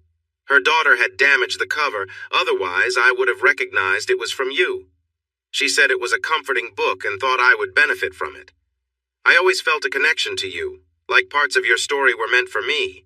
If my daughter hadn't told me about you, I would never have realized who you were. Why didn't you say anything? Why would I? It would feel like showing off. Look, the biker is doing well. Aren't you proud? It's been almost 30 years. We don't really know each other anymore. Looking back, I'm not sure I knew you back then. And you almost ruined us. I still have mixed feelings about you. When I showed Amy your picture last night, she got very quiet. I woke up around 3 this morning and she wasn't in bed. She was on the sofa, crying. It's been 30 years and she still grieves for you. I could hear soft cries, a faint, "I'm sorry." It was hurtful the way you left us. Amy fell into a deep sadness. She should have gotten help, but back then we didn't know how to ask. We were broken. It went from being a happy family to just pieces of a shattered whole. Amy left too. She was gone for 8 weeks before she came back. It took a long time for us to find happiness again, but we did work through it. I need to call her and apologize. I'll do it today. She was crying hard and struggling to speak. No! I nearly shouted. I took a few deep breaths to calm down. I'm sorry, Cece. I didn't mean to raise my voice. You don't know her anymore. She's much more delicate now. The last few years have been tough on her, but she's just started to act normal again. I don't want to hurt her feelings. Are you still in town? Good. I'll clear my schedule for today. Let's meet for lunch. You pick the place, and I'll update you on our lives since we last met. Red Lobster? Sure, that works. Be there at 1. Bye. I sat quietly, looking at my favorite picture of Amy. Amy was really struggling. She didn't go to class for a week. Our friends supported her, and we finally convinced her to return by saying we would tell her mother about her scholarship. Even then, she just went through the motions, but it was enough for her to pass her classes. We spent about a week just comforting each other. Then she said she wanted to sleep alone for a while and moved into the spare bedroom. I think it was because even though we were close, she never shared that room with her. I was hurting too, but I saw it coming long before Amy did, and I prepared for it. I made her favorite meals, took her to places she loved, did everything I could think of. When I noticed it was the same meals and places we enjoyed together, I took her somewhere new. Cece thought museums were dull, so I took her to every museum nearby. We went to street fairs and festivals, which Cece disliked. Nothing seemed to help. I took down everything that reminded me of Cece from our home, all the photos and mementos. I packed them away and hid them in the back of my closet. I put the purple turtles in a trash bag. I wanted to get rid of them, but I just couldn't do it. They went into the closet with everything else. Nothing seemed to help. One day I came home and saw her taking her clothes out of the closet and dresser, folding them neatly. "Can I use your truck tomorrow?" "What for?" "To move. I can't stay here anymore, can't stay with you anymore. Please don't be mad at me. I just can't right now." I had a feeling this was coming. I tried hard, but it didn't work. Honestly, I felt a bit relieved. We both cared more about Cece than about each other, and without her, we started to drift apart. She moved into an apartment with another girl who was said to be a lesbian. I never knew if they were more than friends, and I never asked. When we had class together, we talked, but otherwise, we went our separate ways. I began spending more time at the Black Dog, and one night, out of boredom, I ended up with the waitress we met when we first went there. As we were together, I suddenly realized this wasn't what I wanted. It was just a casual thing, and it wasn't even good. We finished, but I think she could tell I had lost interest. She seemed a bit annoyed. There was no cuddling after. She turned away, unhappy. "I thought you would be better at this. Guess you can't live up to your reputation," she said with a sharp tone. "I thought you would be more into it. We all have to deal with life's little surprises." "Just lock the door when you leave," she added. From that point on, I ordered drinks, worried she might not be friendly afterward. For weeks, I went to class, helped others with their studies, and went to bars. I started talking to Amy more, and our chats began to last longer. She mentioned missing my cooking, so I invited her over and made her favorite meal. She ate like she hadn't had a proper meal in a while and took the leftovers with her. "Wow, do you even cook anymore?" I asked. "No, the stove is broken at my place, and I think Charlene doesn't like real food." Charlene was her new roommate. "Well, if you get hungry, feel free to drop by. Do you still have your key?" She nodded. "I didn't think about returning it. I can give it back now." I stopped her. "Keep it. You might want to come back someday and need it." That slipped out before I thought. But it seemed to make her happy.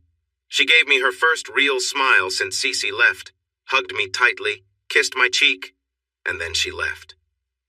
2 weeks later, I returned from class and found her sitting on the couch, hugging her knees. It looked like she had been crying. "Hi. Hi. Can you do me a favor?" "If I can.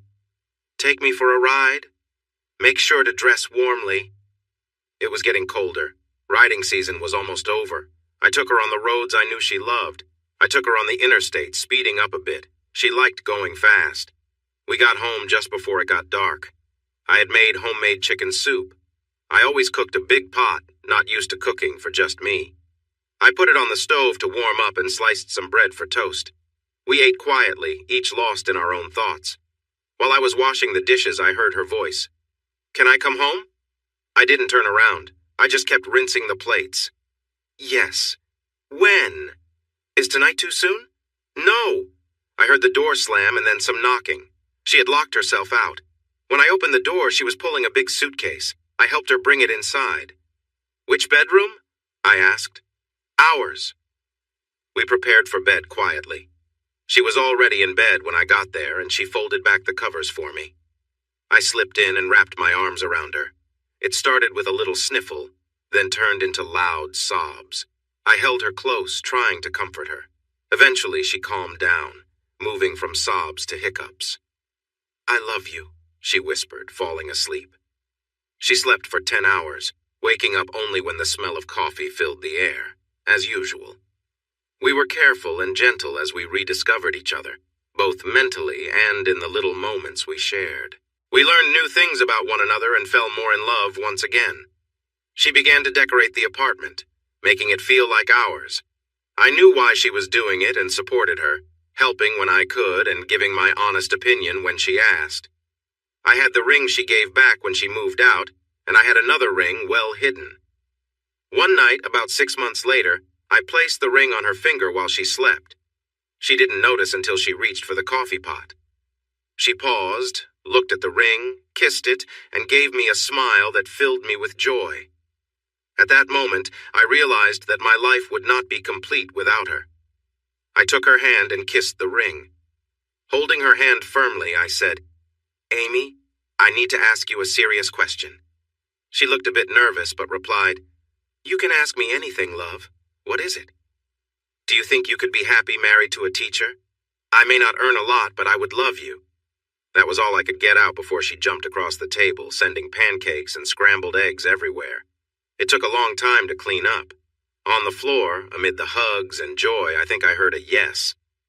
And that's how we got engaged over breakfast on a Tuesday morning, her in my old shirt and me in my boxers. Quite the romantic, right?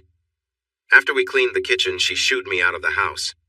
"Go to school. I have things to do. Looks like I might miss my first class." "What's so important that you have to skip class?"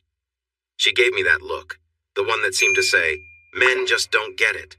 Then she said, "I have a wedding to plan. I need to call my mom, your mom, and Barb. Now go." All three mothers, including Barb, whom Amy considered a second mother, gathered with us that weekend. We made plans and discussed all the details. I tried to share my thoughts, but they quickly pushed me aside. "Do I get a say in this at all?" 4 women answered together, "No." Then Barb smiled and added, "Now, ladies, that's not quite fair. He does get to say I do." She gave my hand a pat. "Now go ahead, Jimmy, we've got this." I did what anyone would do when they feel outnumbered and outmatched. I stepped back and took Barb's husband, Don, over to the Black Dog. I've often wondered how women create the idea that men are truly in charge of anything. I arrived early and watched her pull up in a beautiful Mercedes station wagon. Some things never change. Even with the years, she still looked great. I stood up and helped her to a seat. We locked eyes for a moment. She opened her mouth to speak, but I cut her off. "Let's have lunch first. I'm really hungry." We enjoyed a light meal before heading back to my office. I knew this conversation would take time and needed some privacy. One of the benefits of being in charge is having the larger office. She walked around, observing the mementos of my career. I had diplomas, a master's in literature, and a PhD in education. There were awards for my teaching and writing, certificates from community groups for my contributions, a copy of the New York Times when my book became a bestseller, and a photo with a note from Oprah thanking me for my signed book. There were also pictures of Amy and our kids. "How did all of this happen?" she asked. "Amy says it's because I went to college and never returned. After we graduated, we both sent out resumes to local schools to stay close to home. The dean back then encouraged me to apply for a grant for my master's, and I got it.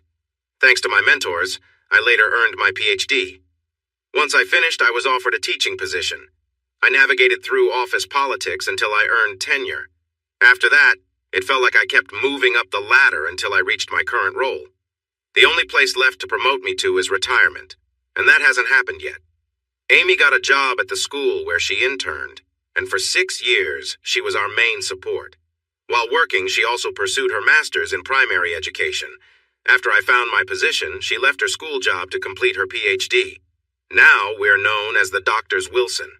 She came back to the education field and, like me, moved up in her career. This is her first year as the principal of the local middle school, which was her goal. She can retire next year and is considering it. Despite continuing our education, we managed to build a family, and that's where we are now. "Wow," she said. She was looking at a photo of my son in his military uniform. "You told me last night your daughter is in school here. Is your son still serving in the military? Where is he stationed?" "Arlington." She noticed the sadness on my face. "Do you want to talk about it?" I still remember when he got accepted to West Point. He was so happy. He graduated in the top 10 of his class of 230. He went to Iraq once, got hurt, came back for a year, and then returned for a second tour. His vehicle hit a bomb. He didn't pass away right away. He made it back to the States. He passed away at Walter Reed, but he did get to say goodbye. Tears were rolling down her cheeks. "I'm so sorry. I can't imagine how hard that must have been for Amy. It was tough on her. Really tough. My mom was still alive then, and she and Barb came to stay with us for a bit. It helped a little. I didn't know your mother had passed. I'm sorry. She lived a full life and had 9 grandchildren. 4 grandsons and 2 granddaughters carried her casket. Now, Cece, tell me your life story. I know who you married, H. Harrison Truman. Want to know how I know? 2 days after we got your note, I received a letter with nothing in it except a newspaper clipping. It was an announcement of your engagement from 3 weeks before. I guess your father sent it. I never let Amy see it." She had her hands over her mouth. "What must you have thought of me back then?" I was angry. Very angry. Looking back, it was probably for the best. Relationships like that often don't work out. College isn't really a good place for real-world decisions. We would have likely gone our separate ways eventually. She nodded in agreement. "I'm sure you're right, but I held us back by not having the courage to try. You know my dad disliked you? Want to know why? Because you never tried to impress him. His money meant nothing to you. All you wanted was me. Just me, not me and his money. He always felt like you were looking down on him, so he tried to keep us apart. All those business events he made me attend, that was his way of introducing me to men he thought were better for me, men he could control, and I fell for it. Harry worked for the law firm my dad used. He was the only son of the main partner. He was everything you were not. Clean-cut, eager to please, easy to manage. He never had his own ideas, just repeated what my dad and his dad said. It was a good match for both our families. I went along with it to make my dad happy. I was always his little girl, the princess who shouldn't be mixed up with the crowd. You know how spoiled I was. It was always about me. And with Harry, even before we got married, he kept me on that pedestal. But Jimmy, one of the main reasons I left was out of fear of you. Not physically. I knew you would never hurt me. Well, not unless I asked for it. Do you still have those paddles? When Amy first got her toy box, it took her some time before she showed it to Cece. Amy didn't enjoy anything that hurt, so she didn't use the paddles. But Cece saw them and became very interested. One night, after a few drinks, Amy decided to try something new. She gently tied Cece up and played a little. They both enjoyed it, and it became part of what they did together. I smiled, remembering the first time Amy brought me into one of their sessions. Afterward, she asked us both to help put lotion on her skin and give it a kiss to make it feel better. We kept her tied up for a while, and between our time together and the toys, she was quite happy for hours. I was afraid of you because you were the one person I could never really control. You were kind to me and put up with a lot just because you cared, but there was a line you wouldn't cross. With Harry, I was in control. If I wanted some intimacy, I would say so, and if I didn't, there were no complaints. You would sometimes come home, take my arm, and bring me to the bedroom. Other times, you'd just take me wherever we were. I loved it, but it also made me anxious. But, you know, I could handle the intimacy. It was real life that got to me. You were very patient with my personal issues, but if I was unkind to Amy or treated others poorly, you were on me right away. There was no leniency. I knew you were right, but I didn't like it. With Harry, if I said something needed to happen, it would happen. The only time I ever lost control was when we moved to Florida and I had to get my tattoo removed. My dad had a hand in that too. I think being closer to you made him uneasy. He nearly had a heart attack when Harry told him about the tattoo. The tattoo. It was probably the wildest thing I ever talked her into. One of Amy's friends, who was studying art and worked at a tattoo shop, designed it for us. Amy wanted to have a permanent symbol of love that connected us, so she created a big C with an A inside and a J linked to the A. Amy said the letters twisted together to show the bond of our love. Mine was on my left shoulder, while theirs were on a spot that would only be seen if they were changing. They both promised that I would be the only one to ever see them. So he erased all signs of that wild time in my life. I took off my jacket and unbuttoned my shirt, pulling my sleeve down to show her my tattoo. It's a bit faded, but still there. Amy still has hers, too. Barbie Joe noticed it when she was around 16 and had to rethink how cool her mom was. Barbie Joe? Barbara Joanne Wilson. Amy wanted to remember two women who meant a lot to us. You know she still has that old Thunderbird? We exchanged it 20 years ago, but when I got the money from the book, I searched for it and found it in a junkyard. It cost me way more than it was worth when it was new to fix it up for her. I gave it to her for her 49th birthday. JJ was home for a break, and Barbie, he and I woke up early to hide in the garage. I turned on the coffee pot, knowing the smell would wake her up. When she noticed we were all gone, she checked to see if my car was still there, thinking we might have gone out for breakfast. Barbie had a camcorder and we captured everything on tape, but it didn't go as we planned. She fainted, and it took us a while to help her up. She cried all day. It brought back too many memories. Once she stopped crying, she insisted we take a ride. It was early April, but she wanted the top of the car down. It was chilly, and she complained to me about wasting money on the convertible. I responded that a pretty girl in a convertible was a dream for many men, though it would have been nicer if she had worn something lighter. That evening, she called me on my cell and asked for help with the convertible top. When I got to the garage, I saw the top was already down. Confused, I called her again. "Where are you? I'm in the garage and the top is already down." Suddenly, she appeared from behind the car, wearing something unexpected. Even at her age, she looked good. "Playful man, I meant this top." We joked and laughed. After that, I never heard her complain about the cost again. Cece smiled at the memory. I wish I had been there. We could have made some fun memories. Realizing what she said, she turned red. I chuckled. You wouldn't have liked it. Remember, you didn't want to sit in the back seat. By the way, have you been with anyone since Amy? Still blushing, she shook her head. No, not since her. I remember one night before Harry and I broke up, we were getting close and something reminded me of you two. I drank a lot of wine and I tried to picture Harry with me and Amy. I laughed so hard, it caught him off guard. He got annoyed, especially when I didn't explain.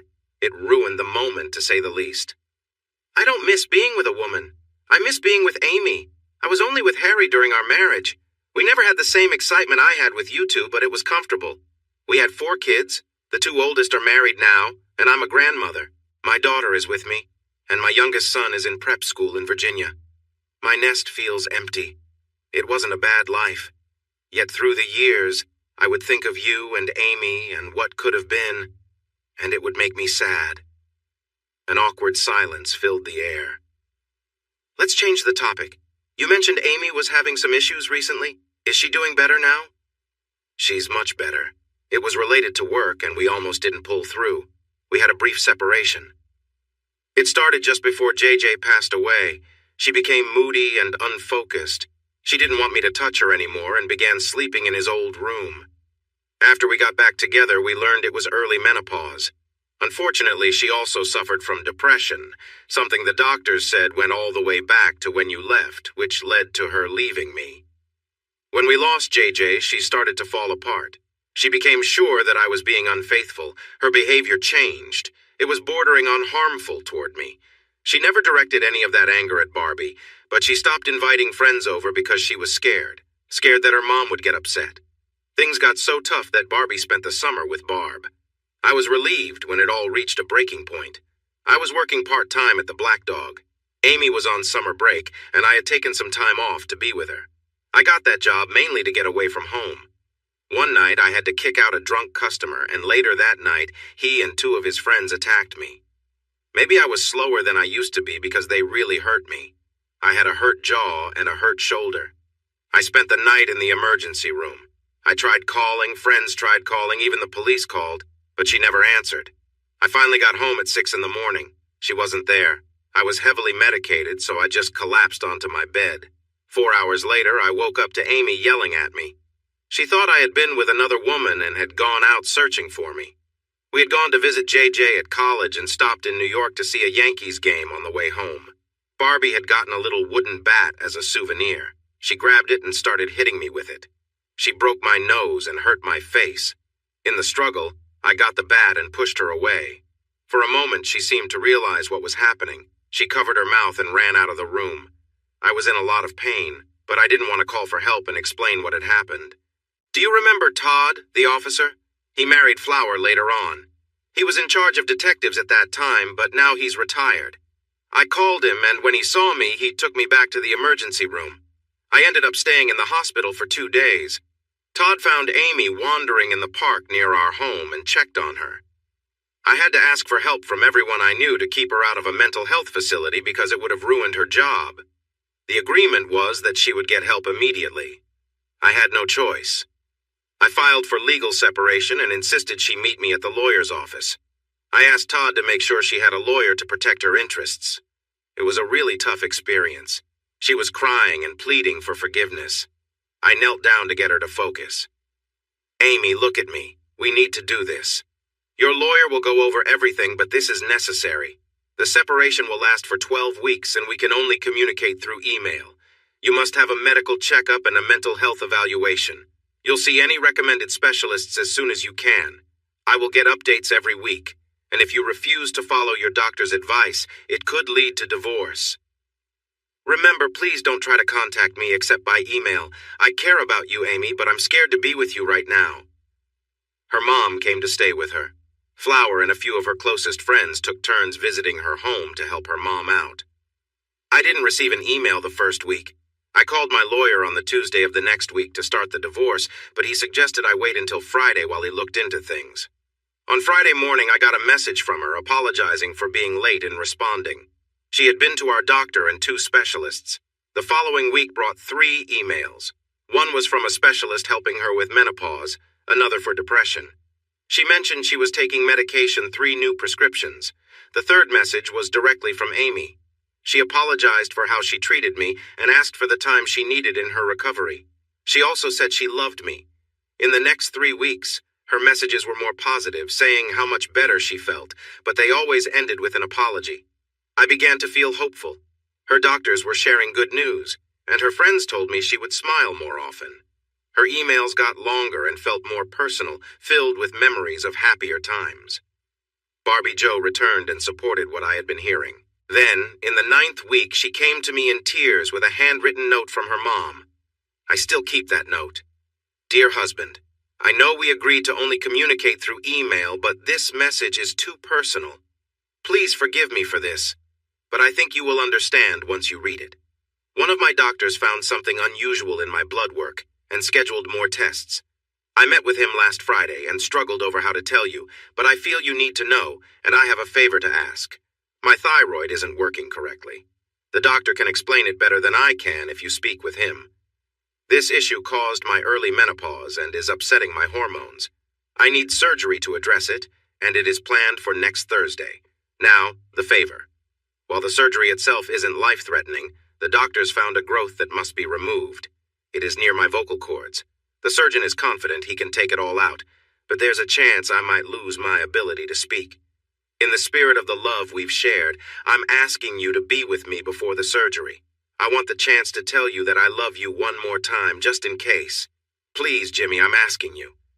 Amy. I cried as I remembered. She didn't say a word, just hugged me tightly. Of course, I went home right away. There were many tears, and Amy tried to express everything she wanted me to know. We talked for hours.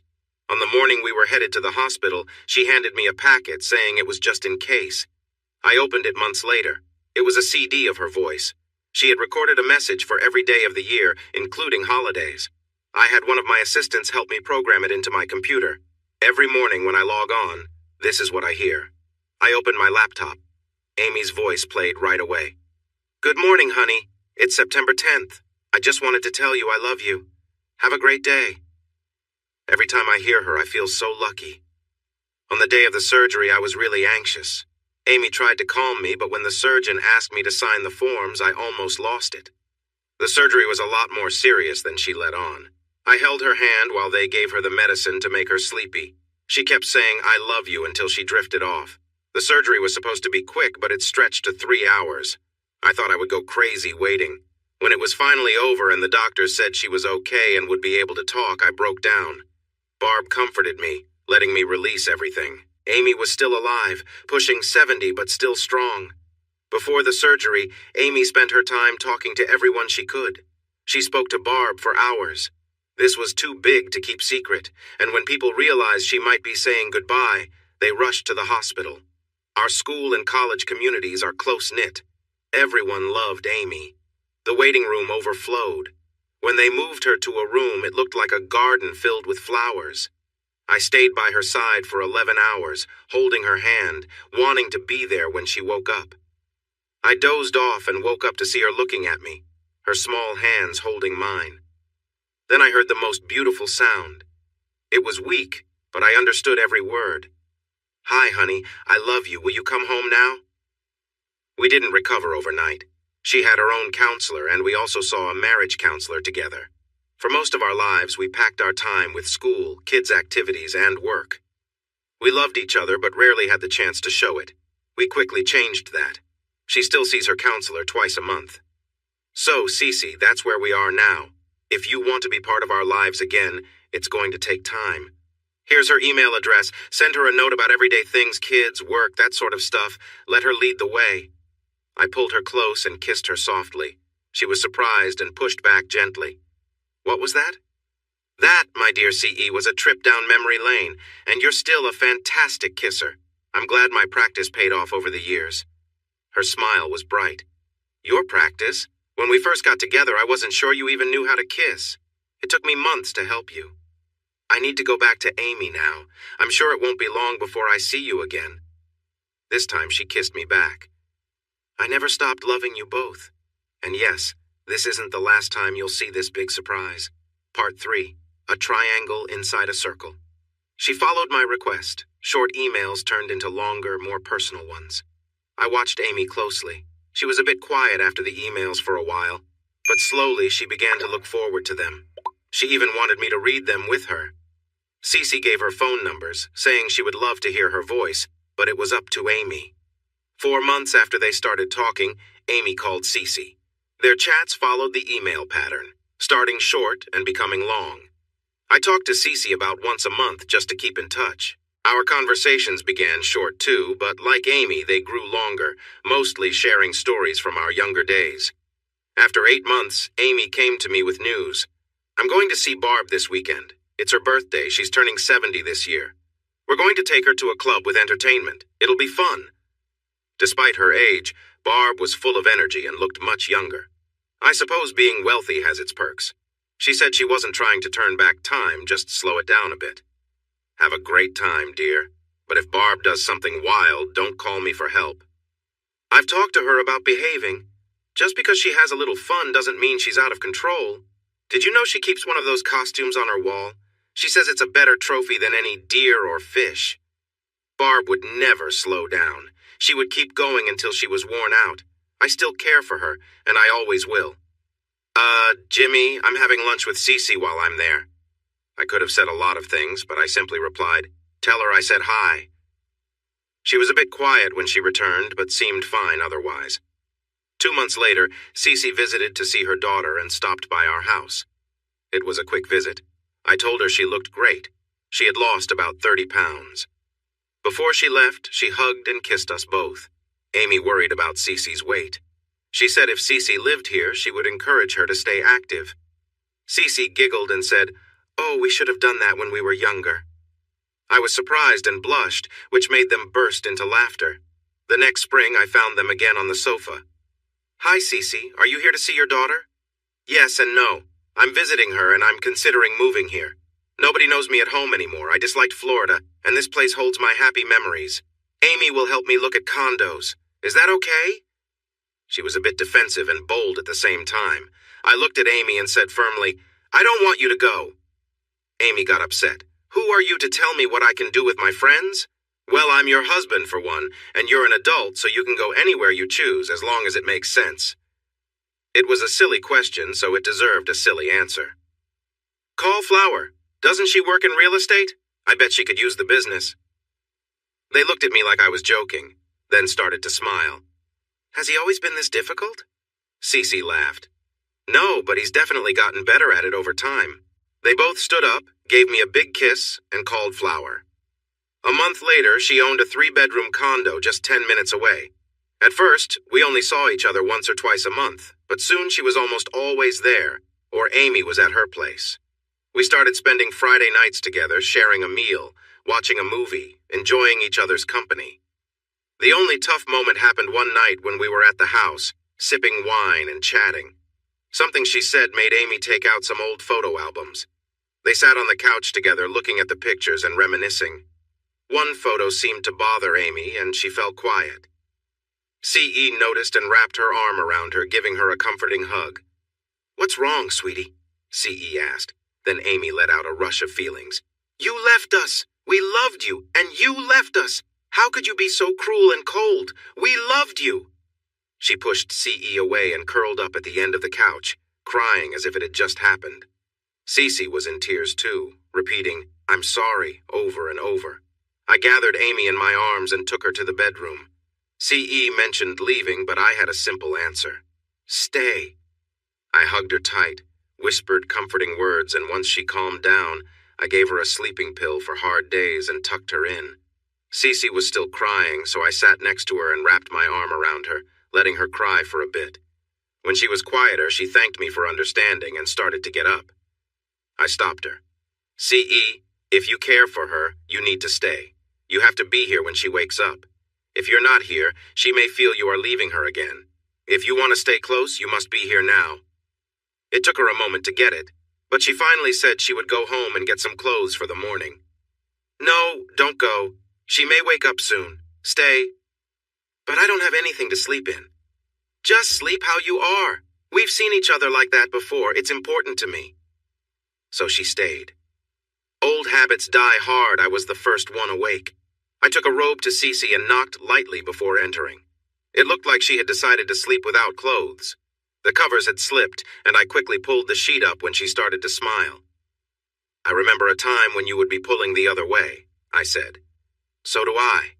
The temptation is pretty strong. Please put the robe on and join me in the kitchen. Amy is still asleep. We can talk." She yawned widely, then said, "Okay, sweetie," as she threw back the cover and stretched, reaching for her robe. I playfully tapped her.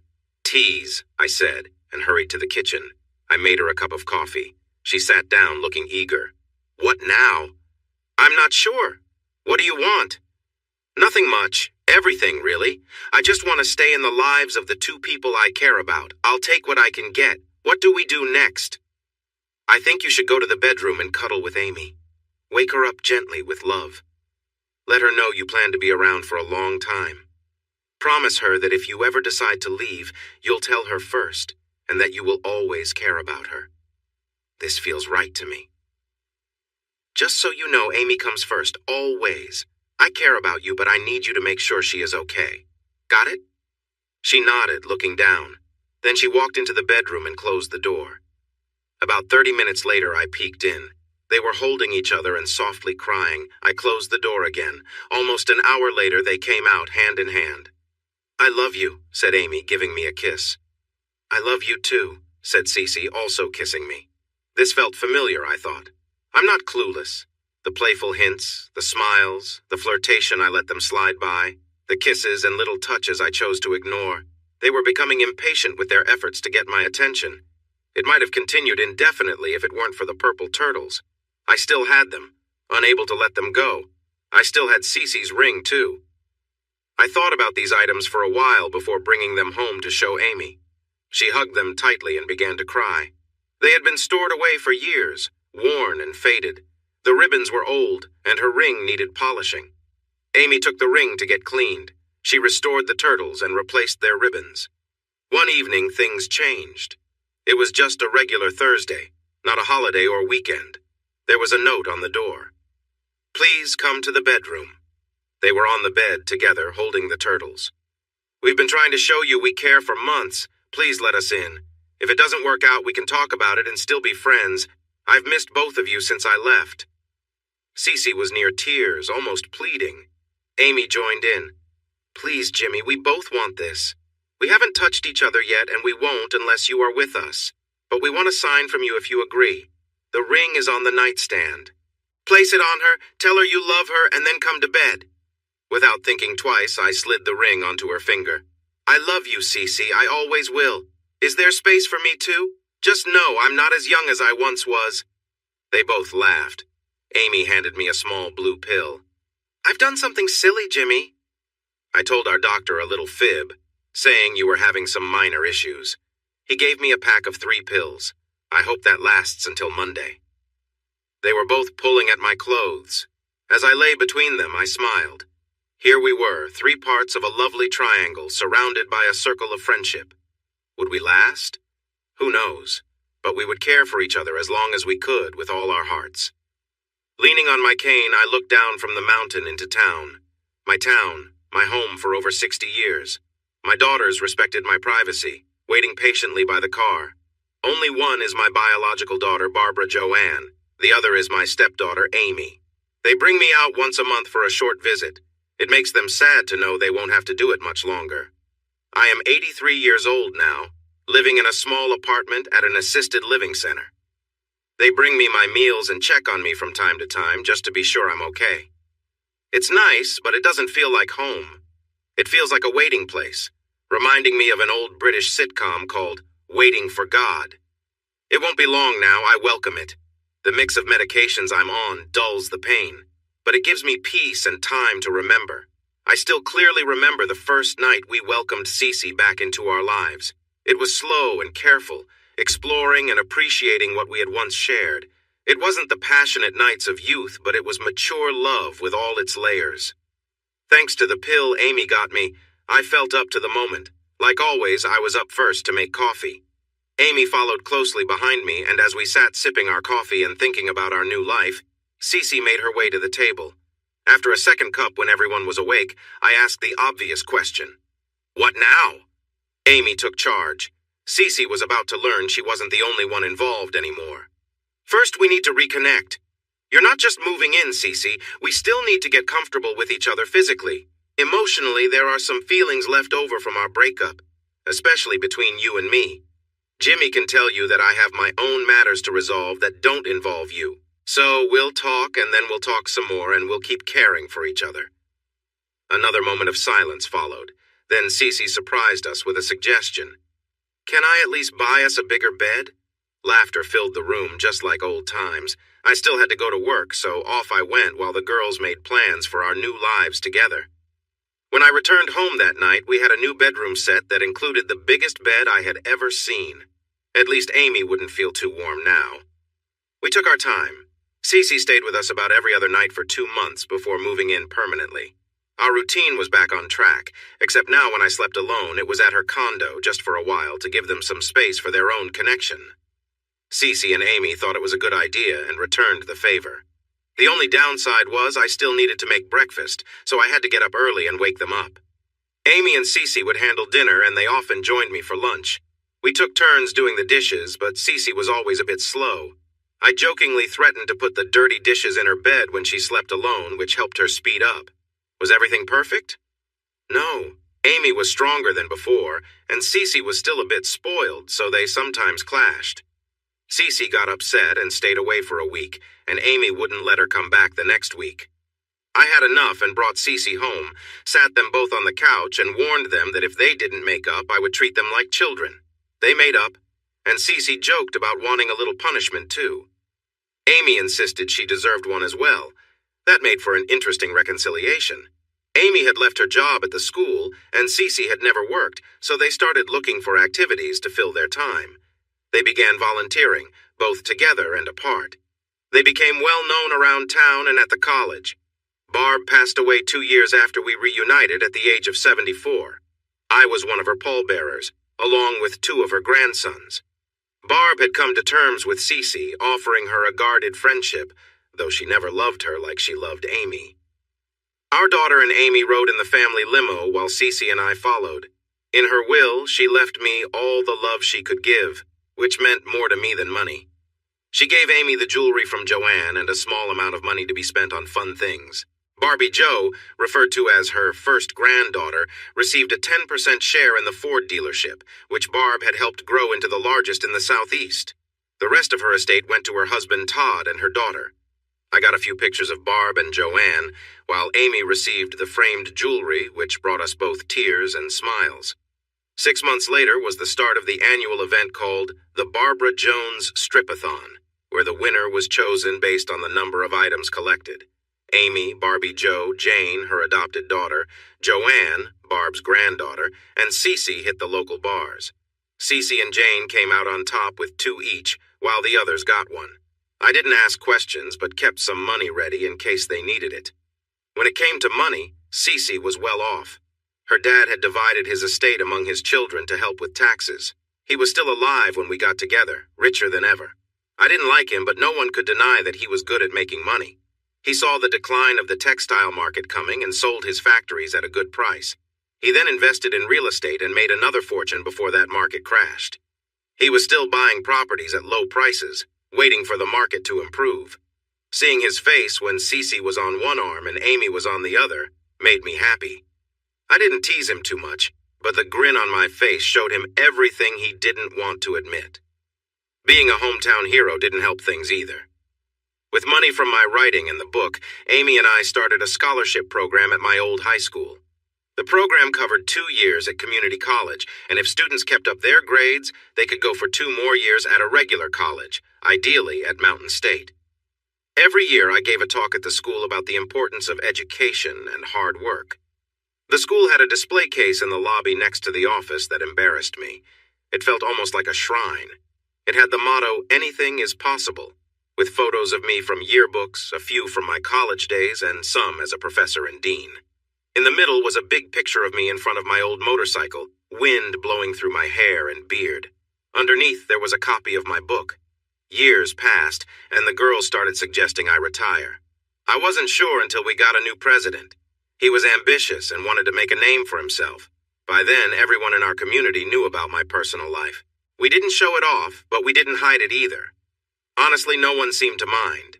Cece's daughter got one of those small scooters that were popular. Amy tried it and loved it.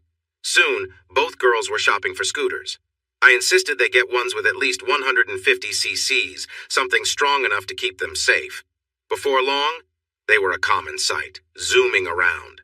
I warned them that I'd take the scooters away if they kept being reckless. One day, the president called for a meeting. I thought it would just be the usual introduction that department heads have with a new leader. After the usual kind words, he surprised me by asking, "Isn't that your wife and her friend I see around town on those small scooters?" "Yes, sir, but technically they are scooters, not motorcycles." He then asked, "Do you think it's proper for someone like her, the wife of one of our most important deans, to ride around like that?" I never thought about it. His surprise was clear. They're small, easy to handle on city streets, and very economical. Besides public transport, they're perfect for getting around the city. He seemed confused by my answer. "Really? I would have thought, given your position, you'd want a bit more decorum." I felt anger rising. "Where is this going? Is she riding without proper clothes? Has she hurt anyone? Broken anything?" "She's a grown woman and doesn't need my guidance." "Do you completely control your wife?" "Let's get to the point. What are you thinking?" That was a low blow. I knew he had just gone through a divorce, and his ex was very open about why. She claimed he was too controlling, believing women should have no say or thoughts of their own. According to her, he wasn't very loving and often acted foolishly, and those were her kinder words. He blushed at the mention of his ex-wife. "Of course, you should control your wife. And are the rumors true that you're living with another woman while still married? Not a great example for young people, don't you think?" "Let me set the record straight, Mr. President. My living situation is not your concern. What I do outside of these walls is not your business. If you have evidence of me harming young minds, bring it forward.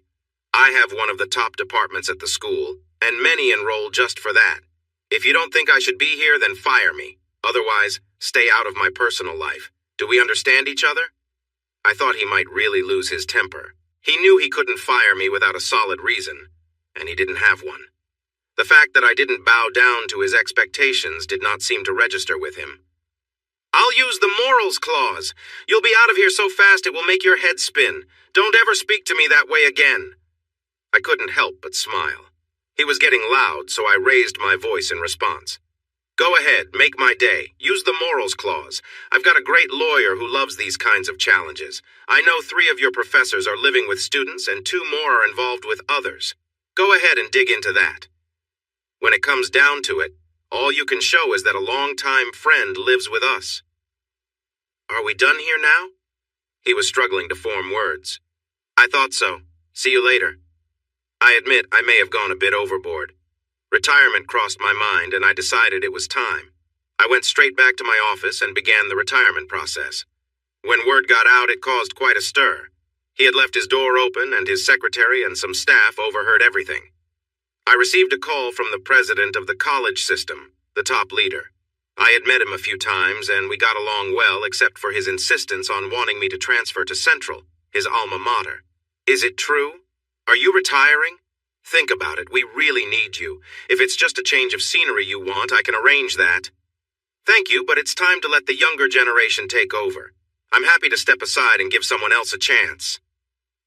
We have some really good people here, and more spread throughout the system. I'm in the middle of writing my first novel, so I'll have plenty to keep me busy.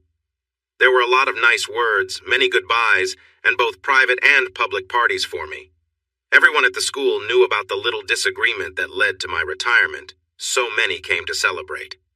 The president of the university system was there, likely hoping to convince me to work at Central.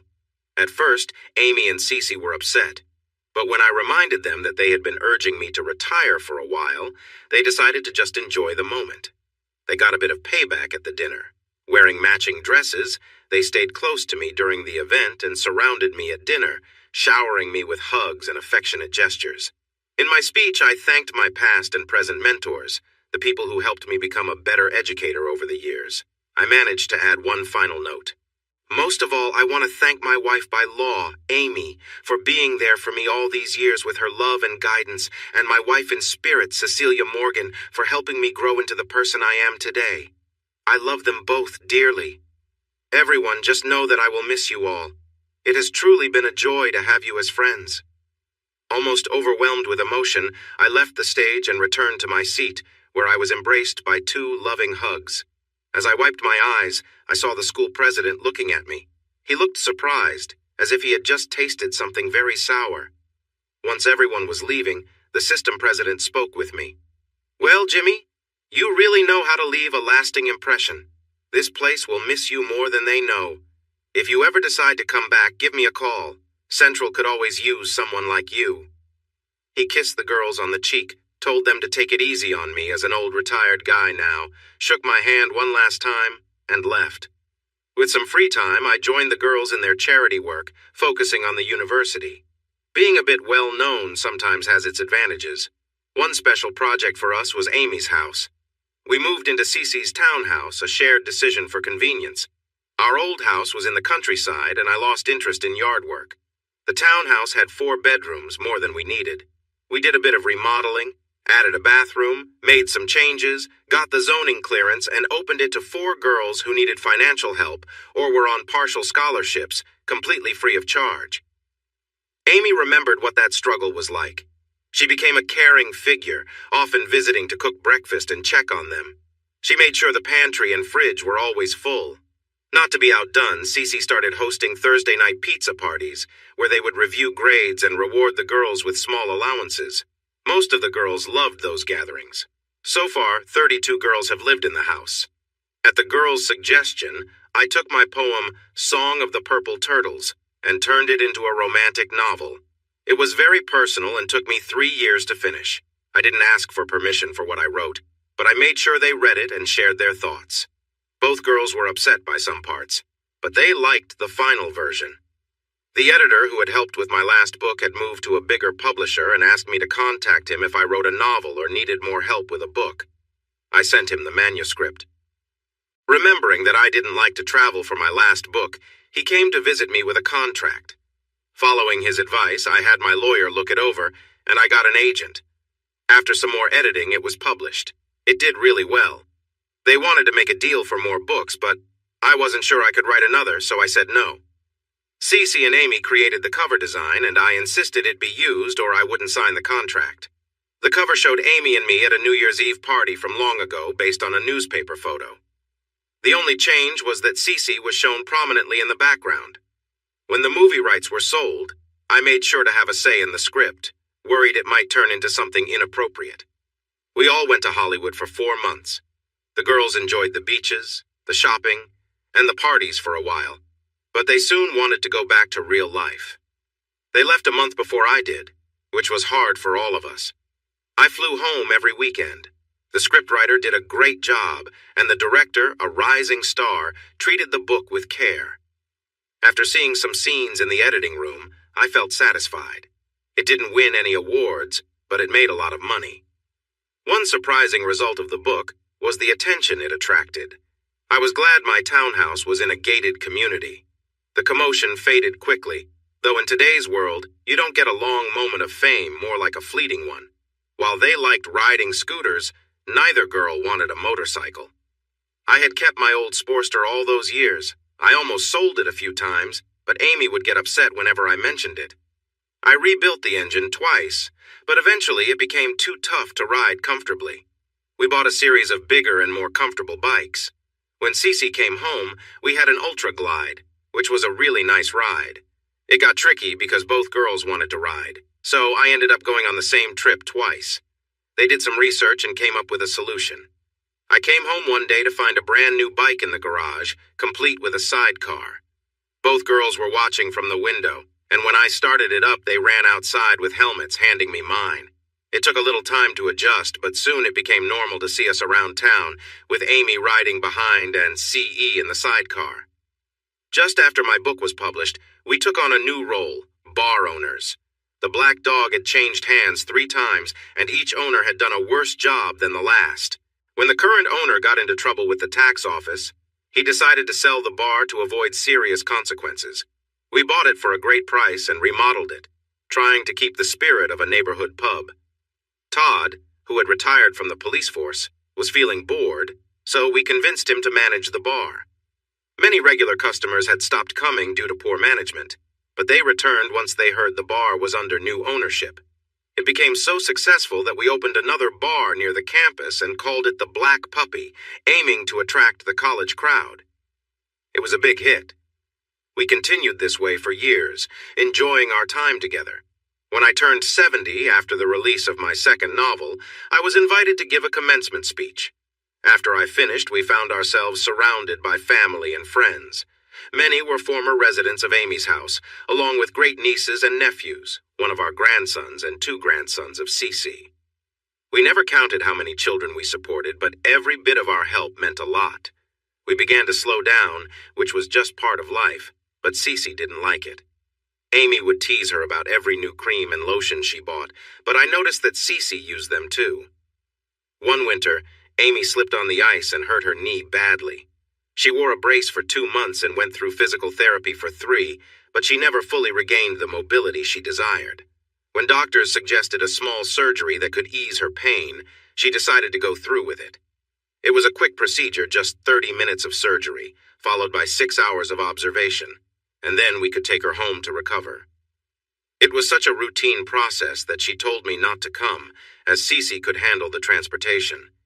But I had some free time, so we decided to take her, stayed through the procedure, and waited for her to wake up afterward. I was busy with the paperwork while Cece was getting her ready to leave when I suddenly heard a scream. I knew something was wrong. Amy woke up and was checked over before being cleared for release. The doctors told us to let her rest for a few weeks before starting therapy. While Cece was helping her with her shoes, Amy was happily chatting, playfully accusing Cece of looking up her skirt. Just as Amy was about to respond, her smile vanished and she collapsed back onto the bed. When she didn't wake up, Cece screamed. It turned out to be a blood clot that had traveled to her heart. They said it happened so quickly that she felt no pain, but we sure did. The pain was deep and overwhelming. We cried for days.